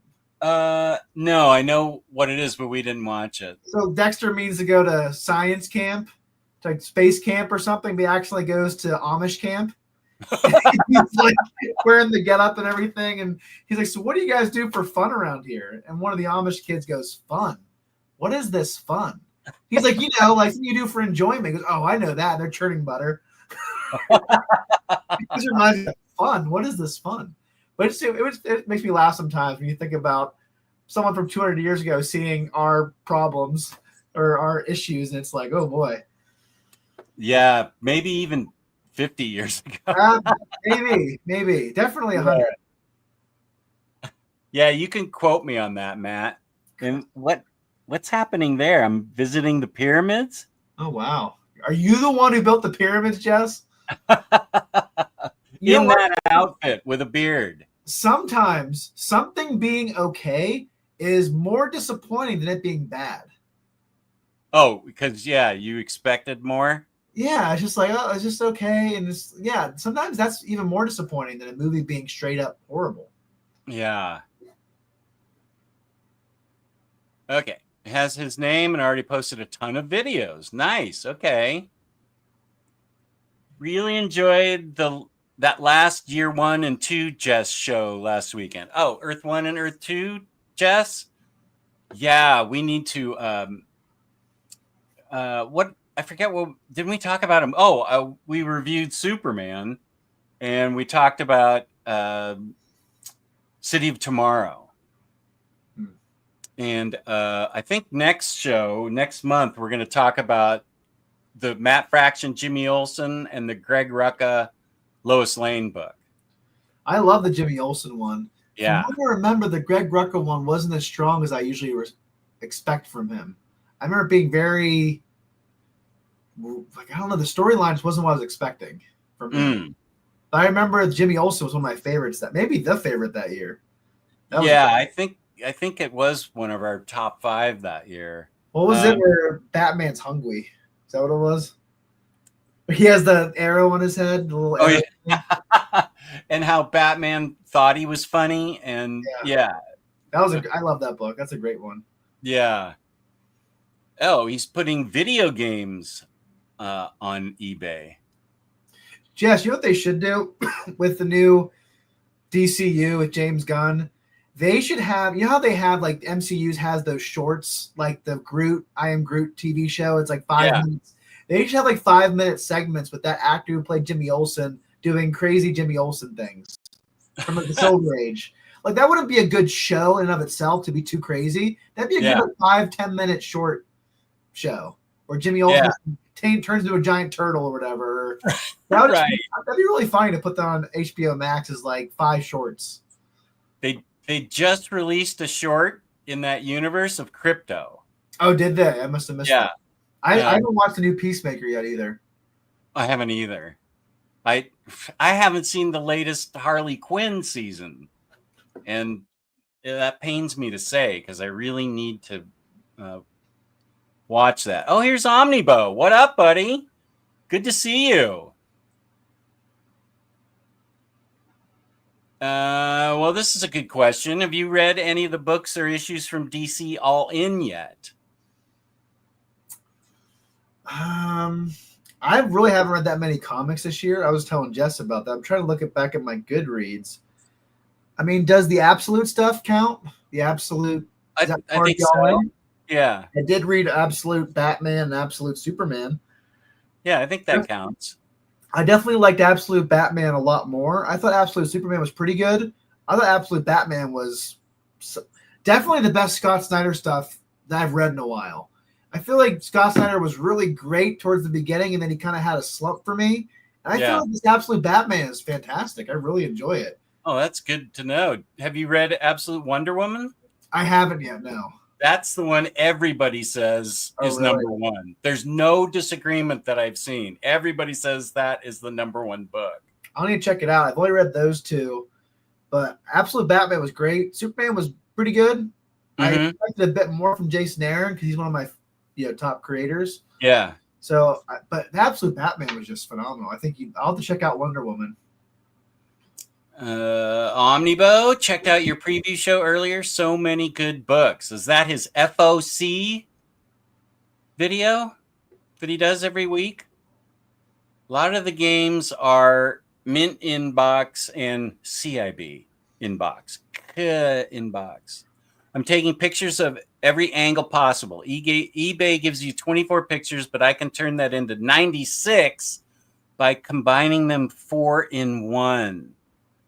I need to sell my Hulk magazines, and there's 27 of them.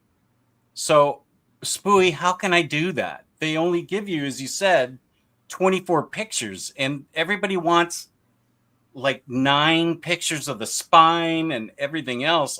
And I'm not going to break it up.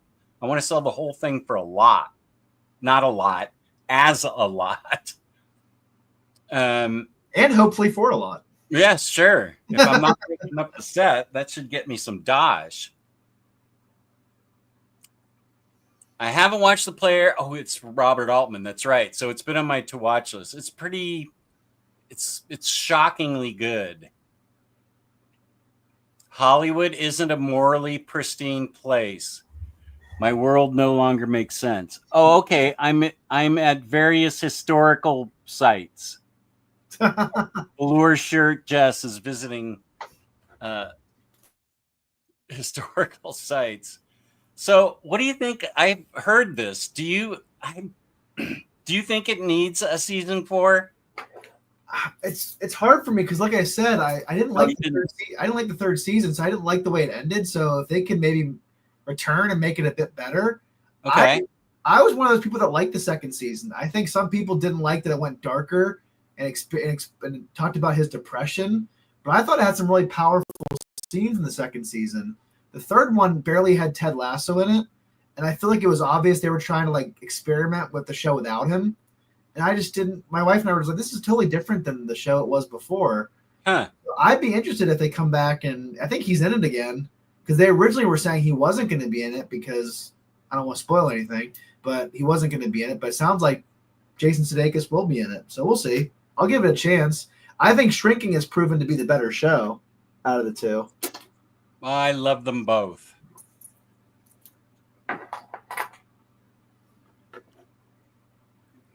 Started rewatching From. There's on MGM.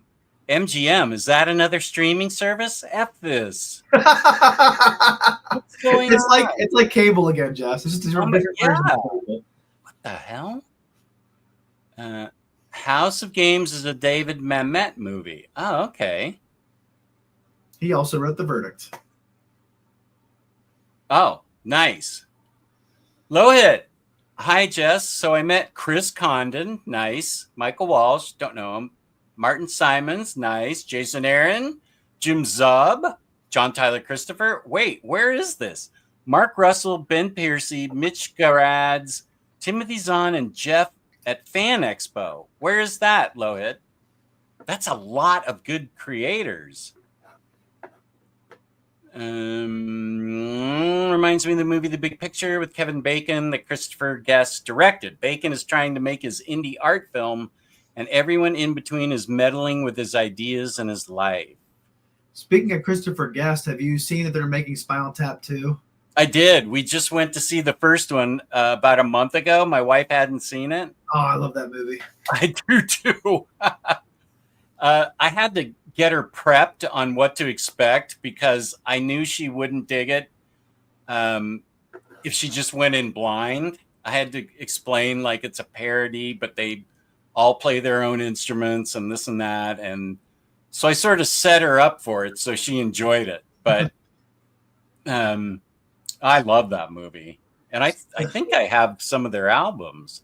Stonehenge is in serious danger of being crushed by wolves. I hope the second one's good, but you know how that happens with comedy sequels that long apart. I hope it's good, but someone in the chat, let me know if you can think of a better streak of hits than Rob Reiner had in the 80s and 90s. Oh, wow. When he had This Is Spinal Tap, Princess Bride, Misery, When Harry Met Sally, Stand By Me, A Few Good Men. Like, that's a pretty strong. Yeah. And then after that, really steep decline in quality, but American President, another good one. I didn't see that. But he had a really good streak there for a while. Then some directors can't get the groove back. So hopefully he does for Spinal Tap too. What I read was literally called Batgirl Birds of Prey. Huh. But Cass Kane comics are on my list. Batgirl Birds of Prey. Well, can you tell me the writer? Okay. Tubi is the free streaming network. Okay. Though now has mostly MGM, Universal, as well as some lesser notes. Okay. A lot of commercials, though. It's really annoying to watch a movie on there. Oh. And here's Josh's Kickstarter, Bang, the Ballad of the Tiger, Volume 3. Nice. Jess, you always loved recommending me spend money. I haven't bought any Omnis almost all year. I've got a few on my list, but can you recommend me some that came out this year or hardcovers too? This is omnibuses this year. This year. What specifically has come out this year? Well, Red Lanterns, the new 52 Red Lanterns has come out this year. That is awesome. Let's see. I may have to go. No, I don't have any Omnis. Yeah, I do have a couple Omnis now that I think about it in the other room.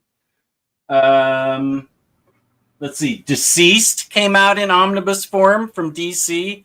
That's fantastic. I can recommend that Omni. Are you writing this down? Okay, good. Let's see. What else? This is DC. DC's had a lot of good releases recently. I don't know if you're aware of it, Taylor, since you've been gone, but DC, you know how we were always saying, oh, DC has such a great library. Why aren't they making more Omnis? Yeah. So now all of a sudden DC is just pushing out all these Omnis of great material. We're like, whoa. Slow it down, man. We can't afford all this. So be careful what you wish for. But DC is pumping out a lot of really good stuff. So who's doing better right now in terms of Omnibuy? I think people feel like DC is doing better. This is just what I've heard. If anybody in the chat has a different opinion, that's fine. I feel like current stories and printing Omnis of their back catalog, I feel like everybody's feels like DC's doing the better job. I don't hear a lot of love for current books coming out from Marvel, and my voice is going up for some reason. I haven't heard of any Marvel books recently. I've only heard of DC books. I don't really pay attention like I used to, but I don't really. At least from what I've heard, I hear a lot about the Absolute line with DC and other things, but I haven't heard anything about Marvel at all. Yeah, they have the Ultimate line, which people seem to really enjoy. I haven't. I'm waiting for it to be collected before I read it. Let me go in here because I have some Omnis in here. No,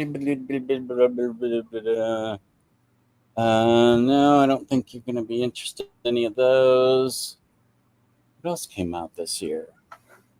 I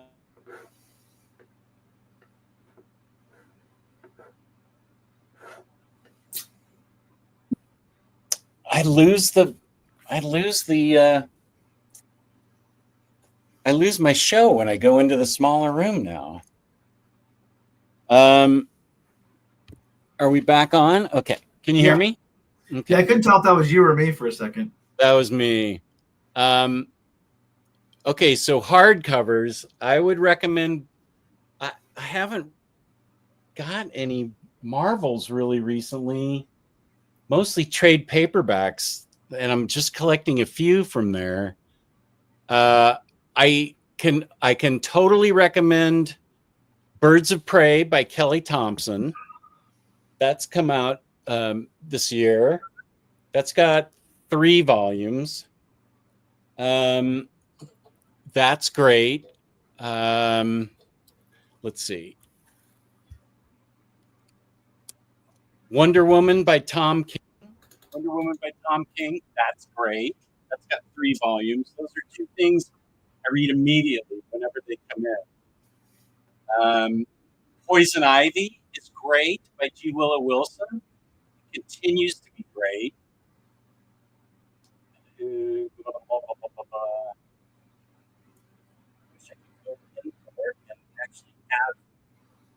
I think your mic's going out a bit, Jess. My mic? Yeah, I think it goes out a little bit whenever you're talking to the sides. I don't know why. Oh, how about if I... Can you hear it okay now? It was just me, but it sounded like I couldn't really hear what you were saying for a bit. That's probably a good thing. Last thing I heard was Poison Ivy. Yeah, Poison Ivy's great. Let's see. Harley's just okay. And I haven't been really reading a lot of Marvel. I feel like I'm reading, let's see, what's Something's Killing the Children is still good. House of Slaughter is supposed to be good, but I haven't read it.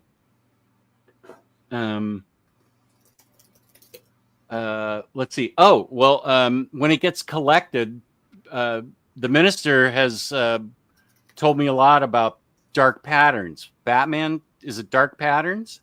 Yeah, that's by Dan Waters.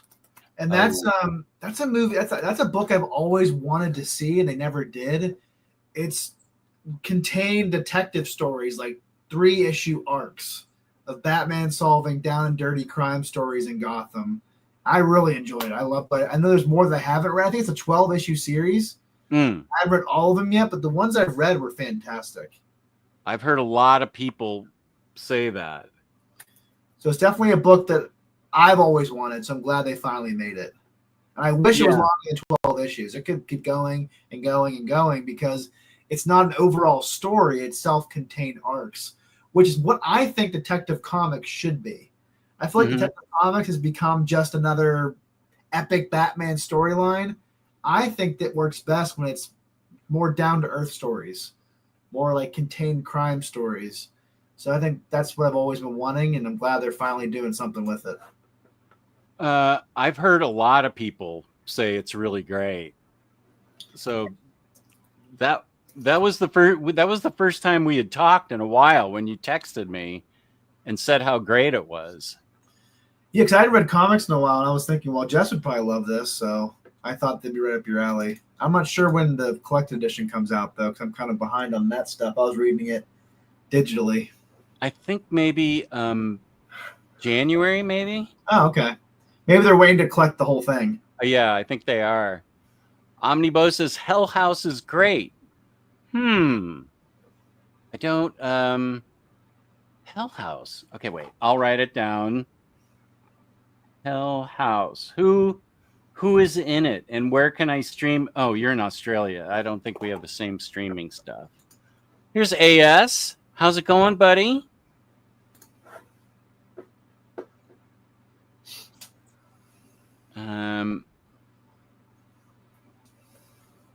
Yeah, I knew.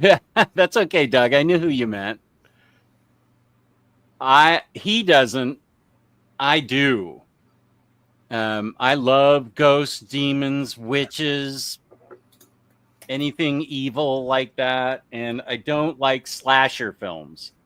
So you don't like demon movies. Do you like slasher films? It depends. Like there's some that are decent. There's some that are terrible.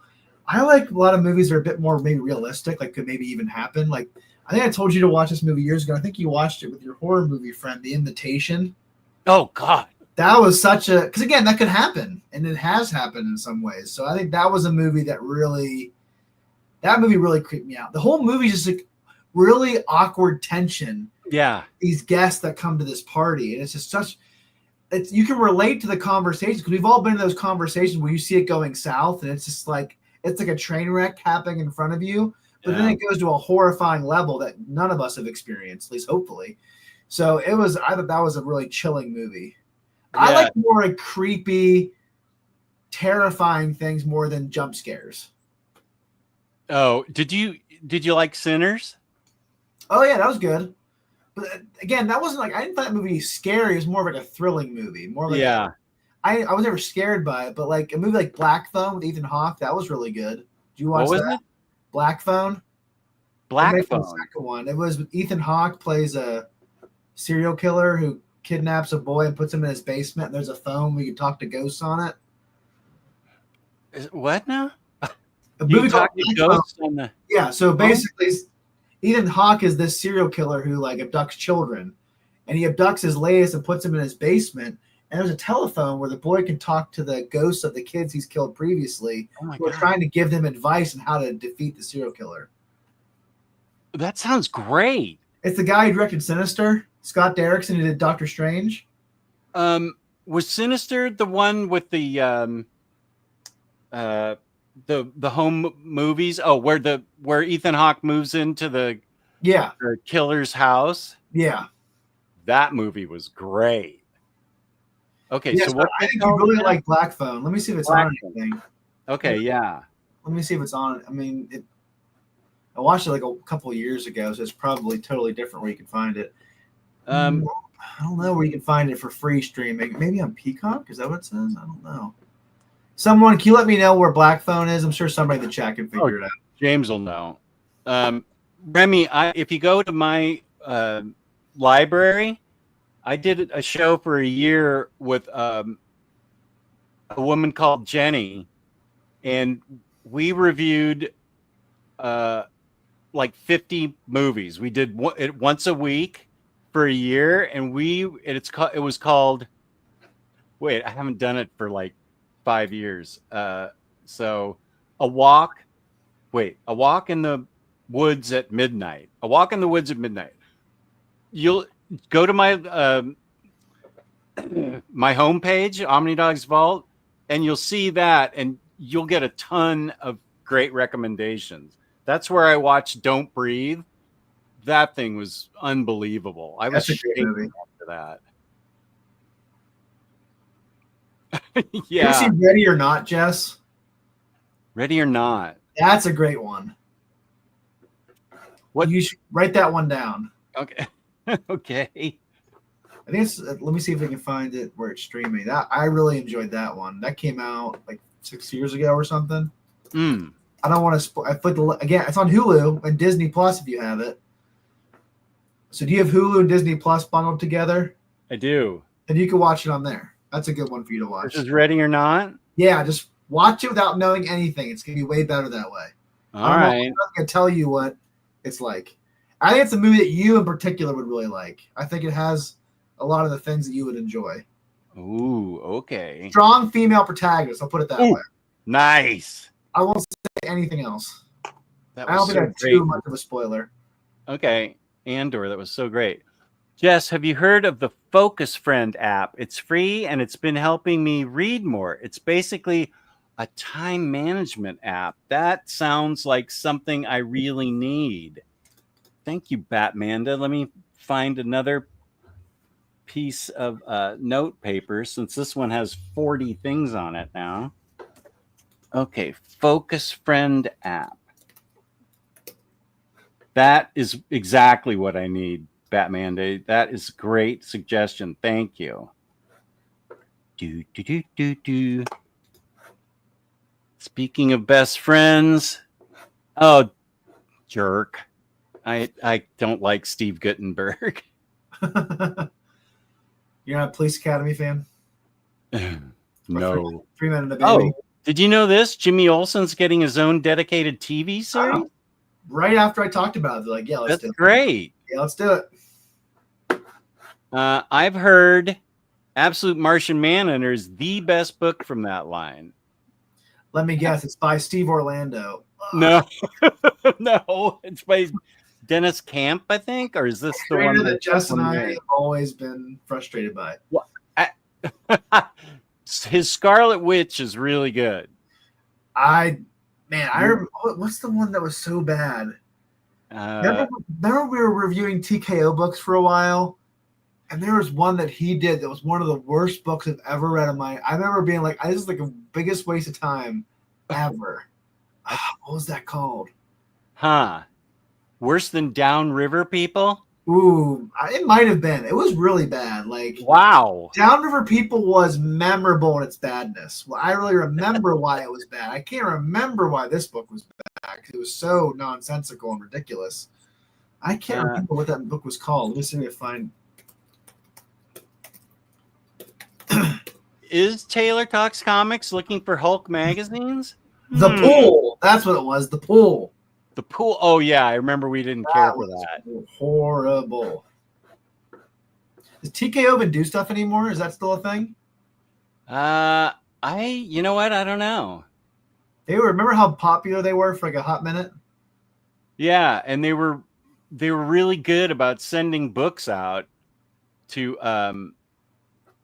reviewers, and so we got a bunch of Omnibros, and then they sent me some as Omnidog's Vault. Yeah, they were really pumping out the content, and a lot of it was good. I still have Sarah by Garth Ennis. Oh yeah, Sentient. That was a good one. Oh yeah, Jeff Lemire. Yeah. Goodnight Paradise was good. Complete inbox. So it has all original manuals and ads. Thank you. AS is going to be that guy and disagree. Wonder Woman. Actually, no, AS is a really good guy. I'm just messing with you. I met him at Heroes Con. He is a great guy. I like Absolute Batman the best so far. Haven't read Martian Manhunter yet, but hear good things and bad things from the Contrarian Indicators. Is that like Warren that we're talking about? Did you like Wonder Woman at all, AS, or are you just saying it's like your third favorite, or did you not like it at all? Wait, From. Okay, so I forget now what From is from. Was that a movie or a book? Show. Pretty sure it's a TV show. TV show. From. Okay. TV. From. Life of Chuck is my favorite film of the year. Black Bag by Soderbergh is number 2. Well, that was really good, Jess. You'd like that. Black Bag? Yeah, it's like a spy. I wouldn't say it's a thriller. It's kind of like a. Oh, was that with a married couple? Yeah, with Michael Fassbender and Kate Blanchett. Yeah. Okay, I saw Pierce Brosnan. That was a really short, tight, excellent movie. Very well written, very well acted, very well filmed. That looked interesting from the previews. Okay. I agree with that one. That could be one that your wife might enjoy because it kind of has the romantic element to it. Talks a lot about marriage dynamics, which you might both appreciate. Okay.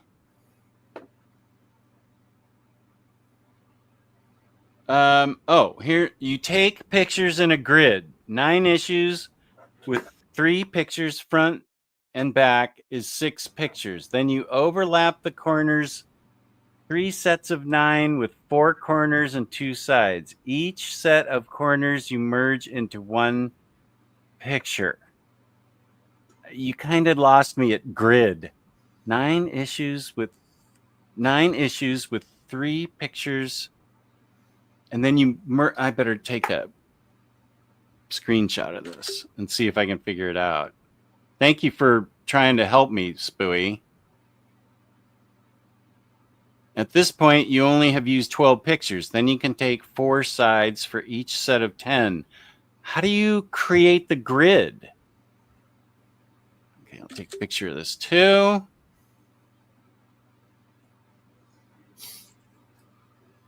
So, Jess, what happens in your Discord? What are the things that people talk about? Well, we have a lot of channels, which is little type forums. Let's see. So I'm way behind in the general chat because I haven't been on in a couple of weeks. There's a pets, dogs, cats, YouTube, Lego, Jester's Toy Box, Buy, Sell, Trade, food, cookies, and ice cream. That's a big one. Art show for like original art, halls and libraries. What are you reading? Those are 2 really fun channels. Manga Mania, don't think I've ever been there. Independent comics, you can't go in there thinking Image and Boom are independent, because I can guarantee Cycle Cleveland rules that channel with an iron fist and won't let you get away with anything other than obscure, practically self-published things. Reading orders, that's good. International comics, comic mapping, Bowie's Turntable, which is music. Let's see. Is it pretty active? It's reasonably active. It's not like I go into the comic releases Discord, and I'll say, "Hey, what's up?" And it's just a madhouse of people. There's so much activity in it. I was just like, "Whoa! I gotta go back to my Discord where it's like Valium practically." You're like, "What's up, my fellow kids?" You ever see that? Did you ever watch any of that Love, Death, and Robots show? Oh no, yeah, that's supposed to be really good. I know if like you like left it alone, and you come back and it's taking a life of its own. Like there's this one where this couple moves into this house and finds a refrigerator with a little civilization in it, and you see it go from like the dawn of time to the end of mankind. Like just like it just constantly keeps going and going. I didn't know if it was like that where you turn away for a few weeks, you come back, and it's like a totally different thing, and it's taking a life of its own. Like I had a Lord of the Flies in this group, and it's like a mutiny in this group, and I didn't even make it. I think Cycle Cleveland and James made it. I was talking with them in a chat, and then they said we're gonna go create Discord, and then they came back and they're like, okay, you have a Discord now. I'm like, what the hell are you talking about? What is it? So it's calm, but it's active. So it's just my speed. So Cycle's in it, but it's somehow calm. Interesting. He rules his own channels in there. His little pocket universe has some yes things going on there. Okay. Spooey, are you in my Discord? Because I may need to have you DM me and tell me more about this. Supergirl New 52 Omni just came out. Highly recommend. Okay. I don't know, Craig, if you'd be into Shade the Changing Man. That's pretty out there. It's not as out there as like Doom Patrol by Morrison, but it's still pretty out there. I'm still trying to. I think Superman the Triangle Year. No, I think that came out last year. I just got to it. Yeah, it did come out last year because it was on my goals of 2025 to finish, and I never did. Oh, good. Spooey. Nice. Thank you. He's in my Discord. Now I can have him help me. That's great. Thank you, Spooey. DC Finest. That's right, Craig. DC Finest is a great inexpensive way to get into a lot of different comics from DC. I'd go into the other room to show you, but for some reason I'm right next to my router and I lose the show as soon as I leave. Marvel. Oh, okay. James was saying DC is doing better. Marvel 616 books is a mess right now. AC says definitely feels like DC is doing better in the Omnis right now.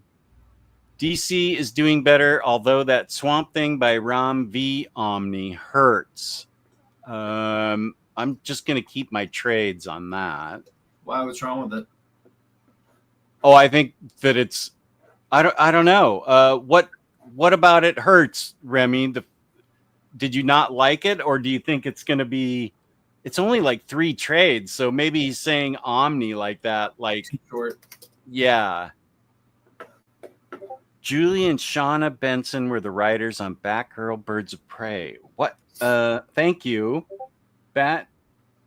Oh, I have to mute. Oh yeah, I don't know how to mute this thing yet. I don't know how to mute Discord. Where is that? Okay. Batgirl, Birds of Prey. Why don't I know about this? I will learn. Thank you, Batmanda. Okay. So happy to see DC finally swinging back after several years of Marvel dominating. The spirit of Batman lives. Yeah, they've really taken it seriously. So some Omnis I've been looking at is Green Arrow by Smith, that Red Lantern, yep. Wonder Woman by Rucka, that's great. Spectacular Spider-Man by J.M. DeMatteis. I've heard a lot of good things about that Spider-Man. Every recommendation you send over, I'll definitely add to the list. If I could, I don't understand why I dip out, because that's where I keep all my books that have newly come in there. It's your Bermuda Triangle. Yeah, it is. All of a sudden, I don't know why. I used to run shows from in there. Hopefully it's better now. Oh, yeah. Phenomenal's right. War World. It's action. Okay, but I think it's Action Comics by Philip Kennedy Johnson, War World. And it's awesome, Craig. Really awesome. Tom King's Batman and Action Comics Rebirth by Dan Jurgens. That also is awesome. There are ad blockers if you want to go that route, but if Tubi isn't your thing, Criterion also released House of Games on Blu-ray. Hoopla and Fubo have it as well. Fubo. Too many things. The movie has somewhat of a Criminal by Ed Brubaker vibe. Oh, here's Tyler Smith, letterer to the stars. Great to see you. Only Marvel Omni I bought this year is Aaron's Avengers Forever, but not really sure why, other than I already had the rest of the run. Marvel has been very mediocre. Oh, thank you. That's good news. That's always good to hear. Thank you, buddy. I also hope this, Craig. Dark Patterns has been good. Do you know about DC Finest? Oh. Got the avatar of both of us. Is that Woody and Buzz? No, excuse me. Sorry. Have you heard of DC Finest? Is it like another affordable way to release books or something? Let me go. I'd normally take you in there, but let me go grab a couple.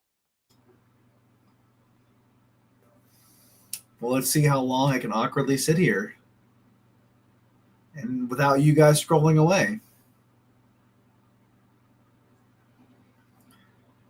Does anybody have any questions I can answer? I'm too lazy to scroll up. Let's see what everybody's saying. I'm not as hardworking as Jess is.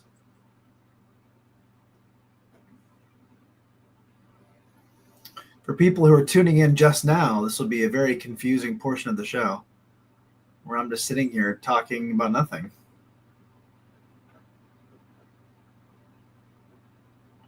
I think these things are selling really well, and I think people are really excited about them. DC Finest, and this is the Kryptonite Nevermore saga.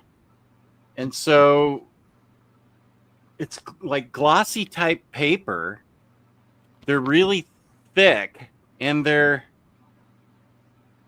$40. And, you know, you'll get it discounted at Panelbound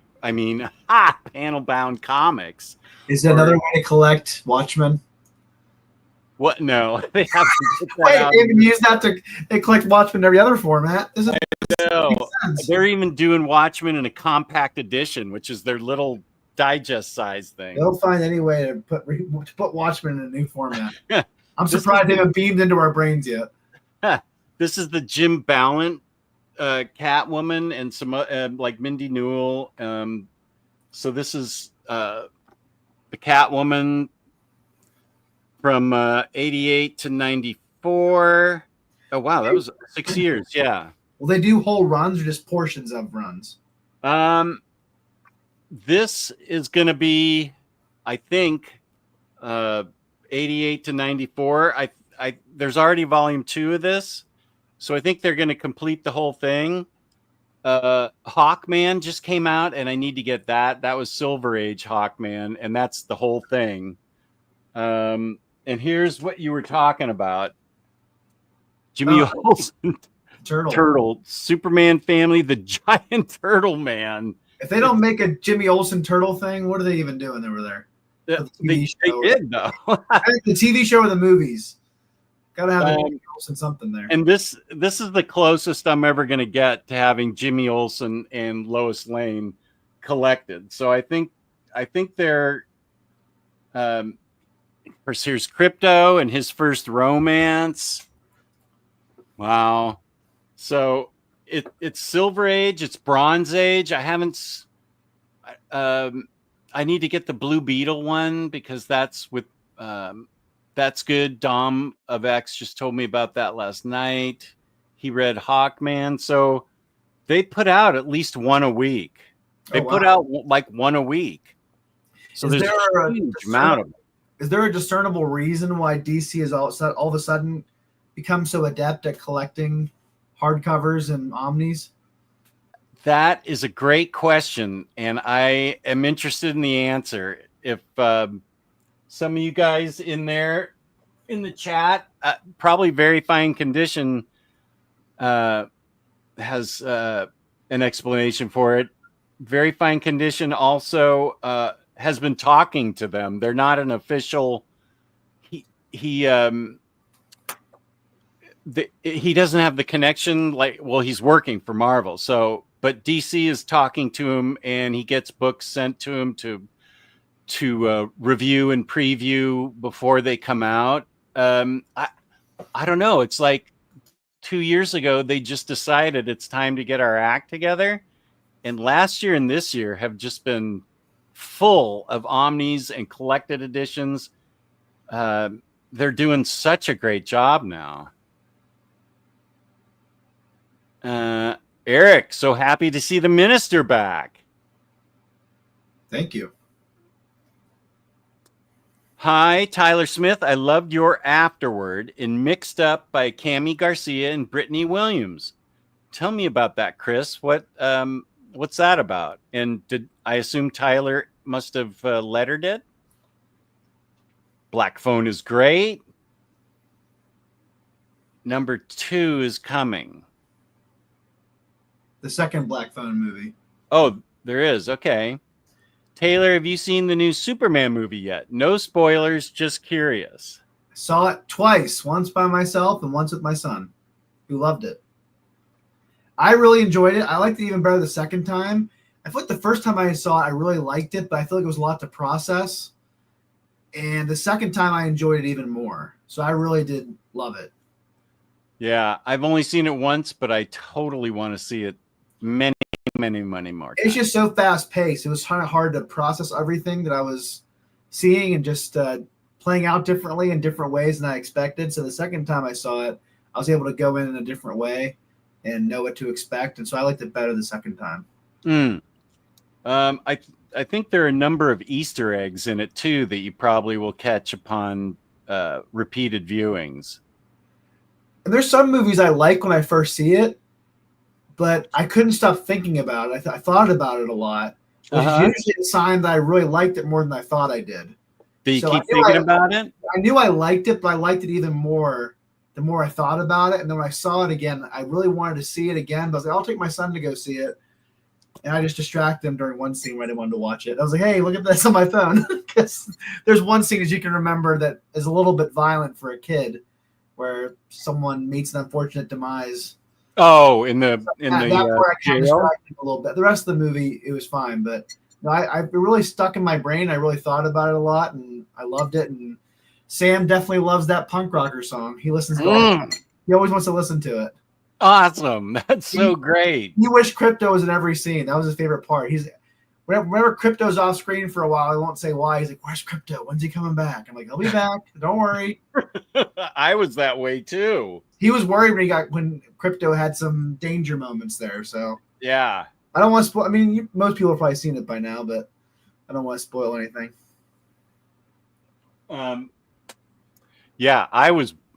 Crypto was the best part of the movie for me. I love Guy Gardner. Mr. Terrific was probably my favorite. He was great. That one fight scene was the best part of the movie for me, with him and Lois Lane. Yeah, I love that. That actor was perfect for that role. Mr. Terrific was so cool in that movie. Mm-hmm. That really skyrocketed that character into a greater realm of popularity, I think.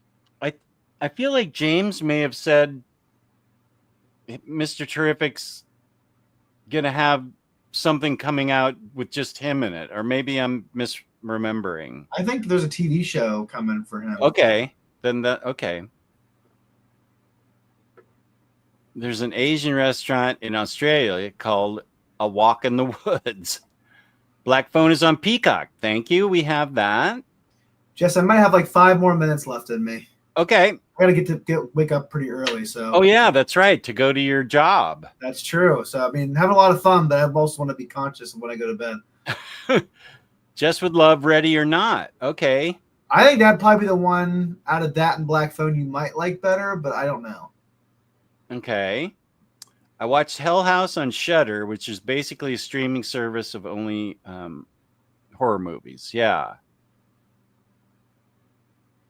Black Phone is on Peacock, Fandato, Fubu, NBC, Wish subscription. According Fandango, maybe. Fandango, okay. Man, who knows? Fandato could be a new streaming service. Who knows? Yeah. Oh, yay. Good. I'll watch the highlights tomorrow. I love hearing that, man. Have you watched Minister, All My Friends Hate Me? If you like realistic horror movies, it might be up your alley. It's like a social anxiety horror. You mean what my life is like? I can tell you that for free. I don't know. You have your own Discord. I don't know if that's lines up with that. It's very peaceful in there. Oh, okay. Thanks. I appreciate that, Josh. Okay, since you only have 5 minutes, let's see. I stopped trying to correct my post because you said you'd know what I was talking about. Yeah, I do. Fandango. I was interested in learning about Fandato. Oh, you got your crowd haze. Good. You got that fixed. Nice. Despite not enjoying Superman. What? Even though I really wanted to, it did make me want to get started on the JLI books I have because of Guy. And I think Nathan Fillion did a great job as Guy. You really got to see in real life how awful that bowl cut is on his head. I texted Tyler Blunt and I said, I didn't know you were in Superman. He looks exactly like Nathan Fillion. Did he respond? He did. Wow, that's good. He barely responds to me these days. Have you done any shows with him at all? No. Oh, okay. No, ever since they had that second child, and then his mom got sick, and his dad had to take care of his mom. So all the accounting work got dropped on him, and it may still be that way. Oh, not me. Dom was talking about Mr. Terrific Year One comic. Okay. Guy Gardner portrayal mode made me bust out loud laughing. Any Rex for a good comic where he's being extra douchey? Earlier today, someone mentioned JLI to me. Yeah. This is his moment to shine. He's such a dumb dork in this. Is that where Batman punches him? Yeah, this is the first one where Batman knocks him down with Is there any chance they're not going to do that at some point in the DCU? They have to. You're right. I mean, I can't imagine James Gunn not having Batman punch him in the nose at some point. Yeah, that's a good point. Also, he's extra douchey in Human Target by Tom King, which is a great book. He's in there because he's an ex-boyfriend of Ice, and Ice is in there. And I like Ice, and I have no idea how she went out with Guy Gardner. I'm aware that these are fictional characters, but still. I don't know, Jeff. It's pretty realistic. How many great ladies have dated horrible men? It's pretty common. Oh, here's Jewish Dragons. I wondered where you were. Thank you for being here. Yeah, I'm getting the Steelbook next month. I hope. Lou told me about a place that looks kind of sketchy, but he said that he's gotten his movies from there, no problem. DC has a brand new collection department. The head of it is Dustin Kitchens, working with Omar. Yeah, and we see him in the chat. Yeah, you just pay attention to these kind of shows. You'll get a lot of helpful information. Wait, what? What's wrong with Watchmen in every format? The real question is, what other comic deserves such Watchmen treatment? I think the issue that Jess and I had for a long time, it became a running joke about this, is just Watchmen's great. It's fantastic. Maybe publish some other things that have. That's all they would put out for a long time, William Lee, was a different format for Watchmen. I'm like, hello, Batman Bronze Age from 1970 is calling. Pick up the phone. And they heard me 10 years later. Taylor, what movies are you looking forward to this year? I've actually seen a lot of movies this year. I became a Cinemark Movie Club member. Oh. So I get a free ticket a month, and if I see enough, I get another free ticket. So I've seen a lot of good movies this summer. I didn't love the latest Mission Impossible, even though I love those movies. I wasn't a huge fan of that. 28 Years Later, I enjoyed. F1 was really great with Brad Pitt. That's really enjoyable. One. We took our kids to see Elio. They enjoyed that. To see what? Elio. It's a Pixar movie. Oh. Superman, okay. Fantastic Four, First Steps, saw The Naked Gun, and Weapons. I've had a good summer of movies. Yeah. So let's see. I think I have a list of movies I want to see coming up the rest of this year and their dates so I can keep it in track. I want to see Caught Stealing next week. That's based on a crime novel I read by Charlie Houston, who's a comic book writer. Right. Really excited for The Long Walk by Stephen King adaptation. One of the best Stephen King books. That's coming out next month. Mark Hamill's the bad guy in it. It's supposed to be really good. It's about a dystopian future where these teenage boys sign up for the long walk, where you have to walk at a certain pace, and if you go under that miles per hour, they shoot you. And the last man standing wins like a ton of money. Really great book. Really looking forward to the movie. I'm looking forward to the next Leonardo DiCaprio movie and the Paul Thomas Anderson movie, One Battle After Another. I'm also looking forward to Predator Badlands. Have you seen the most recent Predator King of Killers animated movie? I think I told you to watch. I think I might have told you to watch. I can't remember if I did. Great movie. Did you watch Prey? I didn't. Okay, you I have to haven't watch. seen it yet. To catch up. Predator's been doing great under what's the director's name? He did one of the Cloverfield movies. Oh, okay. He did Prey, which is like a Native American Yeah. versus the Predator, which is awesome. Predator Badlands is a compilation of like a samurai fighting a predator, a Viking, and a World War II pilot, and their storylines coalesce together in a way I won't tell you about. Oh, and that's Predator, animated? yes. It's Predator great. what? Badlands? Predator King of Killers? Killer of Killers? Is that what I think it's Wait, what? Which movie are we talking about? Hold on, let me look up to make sure I have it right. Killer of Killers. Killer of Killers. So there's two Predator movies this year, Jess. Okay. The first one is Killer of Killers, animated movie on Hulu Disney Plus. Okay. And in November is Predator Badlands. And what's going to be good about it? A crossover with a Weyland-Yutani android and a predator working together to survive this hostile planet. Ooh. So it's kind of like a cross. And on the wall, you see like an alien xenomorph skull. You see an alien from Independence Day. All these different it's this young predator trying to survive on this planet with an android. Oh, I guess what do they call it? Synthetic. Is it synthetic in Alien World? But it's like a crossover of those two worlds together. But I'm looking forward to that because all three are by the same director, and the first two have been fantastic. So I'm really looking forward to Badlands. And then another Stephen King adaptation, The Running Man, which was an Arnold Schwarzenegger adaptation in the 1980s. But now they're doing a new one with Edgar Wright. And Glenn Powell is the star. So those are the movies I'm looking forward to the rest of the year. It's been a good year at the movies for me, at least. Nice.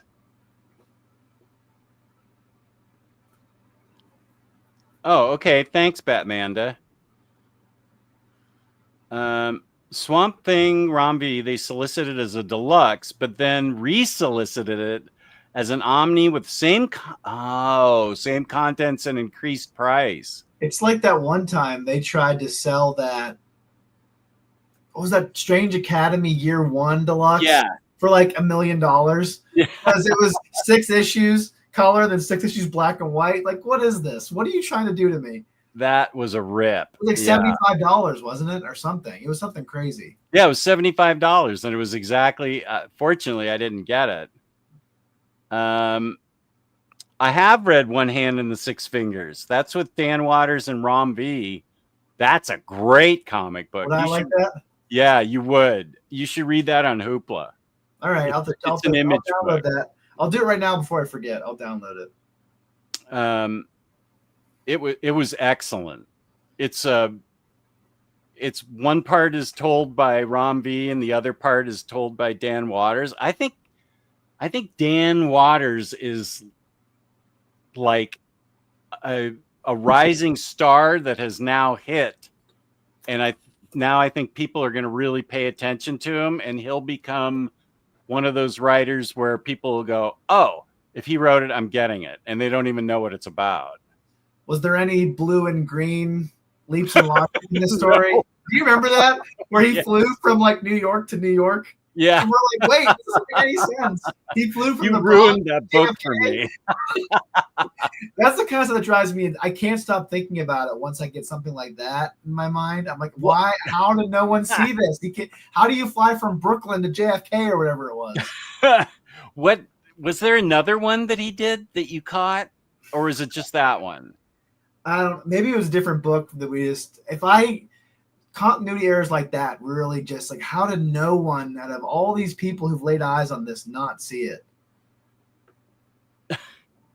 Yeah, I didn't see it until you pointed it out. I might have ruined the book. Amazing. Predator Badlands is the live action. Okay, thank you. I still need to watch Weapons. Also heard some good things about the Aliens show. Also, low-key excited for Red Sonja, although I'm 99% sure it's going to be bad. But that last 1% gives me hopium. It's Red Sonja, so I'm watching it. I may not go to the movies, but eventually I will see it. I know they're making a Red Sonja movie. Yeah. Who's in it? I think people that you don't know. Oh, okay. I'm just curious. Oh, I think it'll be good. nice to meet you, Taylor. Just thank you guys in chat for a fun night. Thank you, Matt, for showing up. It's always good to see you.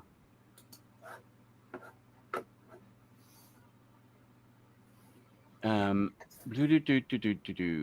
invitation, the guest, the visit, the rental, a really great series of films.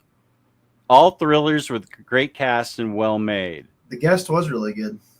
I don't think I've seen the others. I think I've only seen Stevens from Downton Abbey. Yeah. Turning soldier who has a screw loose. I won't say anything else about it. That's a good one. That's the guest? Yes, that's a good movie. Okay. Let me take a screenshot of that. Thank you, Reaper. Yeah, Dan Stevens, such a good actor. There's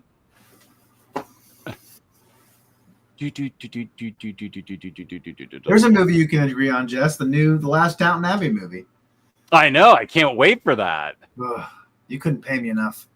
I'll never forget in our first apartment, I wake up on Saturday morning to the PBS Master Theater song. I'm like, no, not again. No more. So Kate likes it too?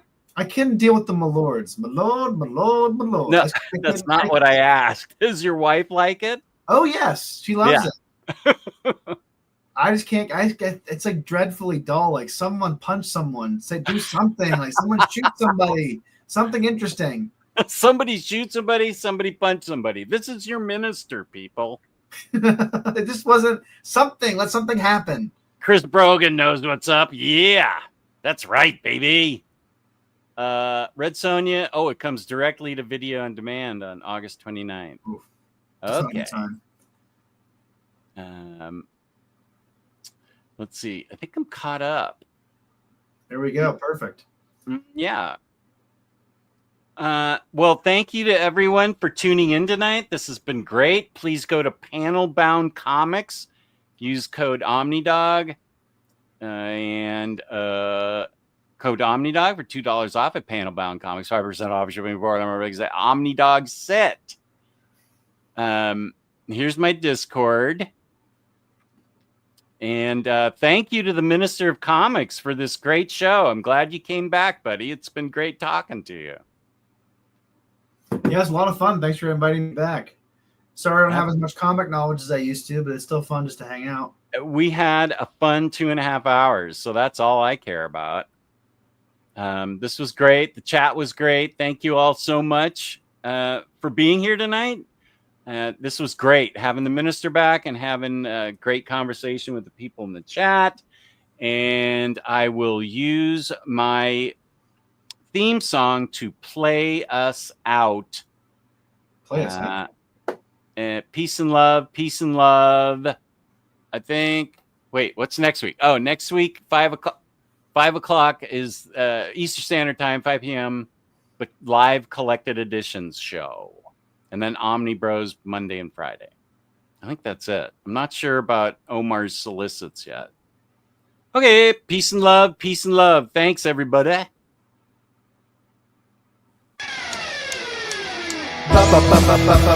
Batterdays. Batterdays.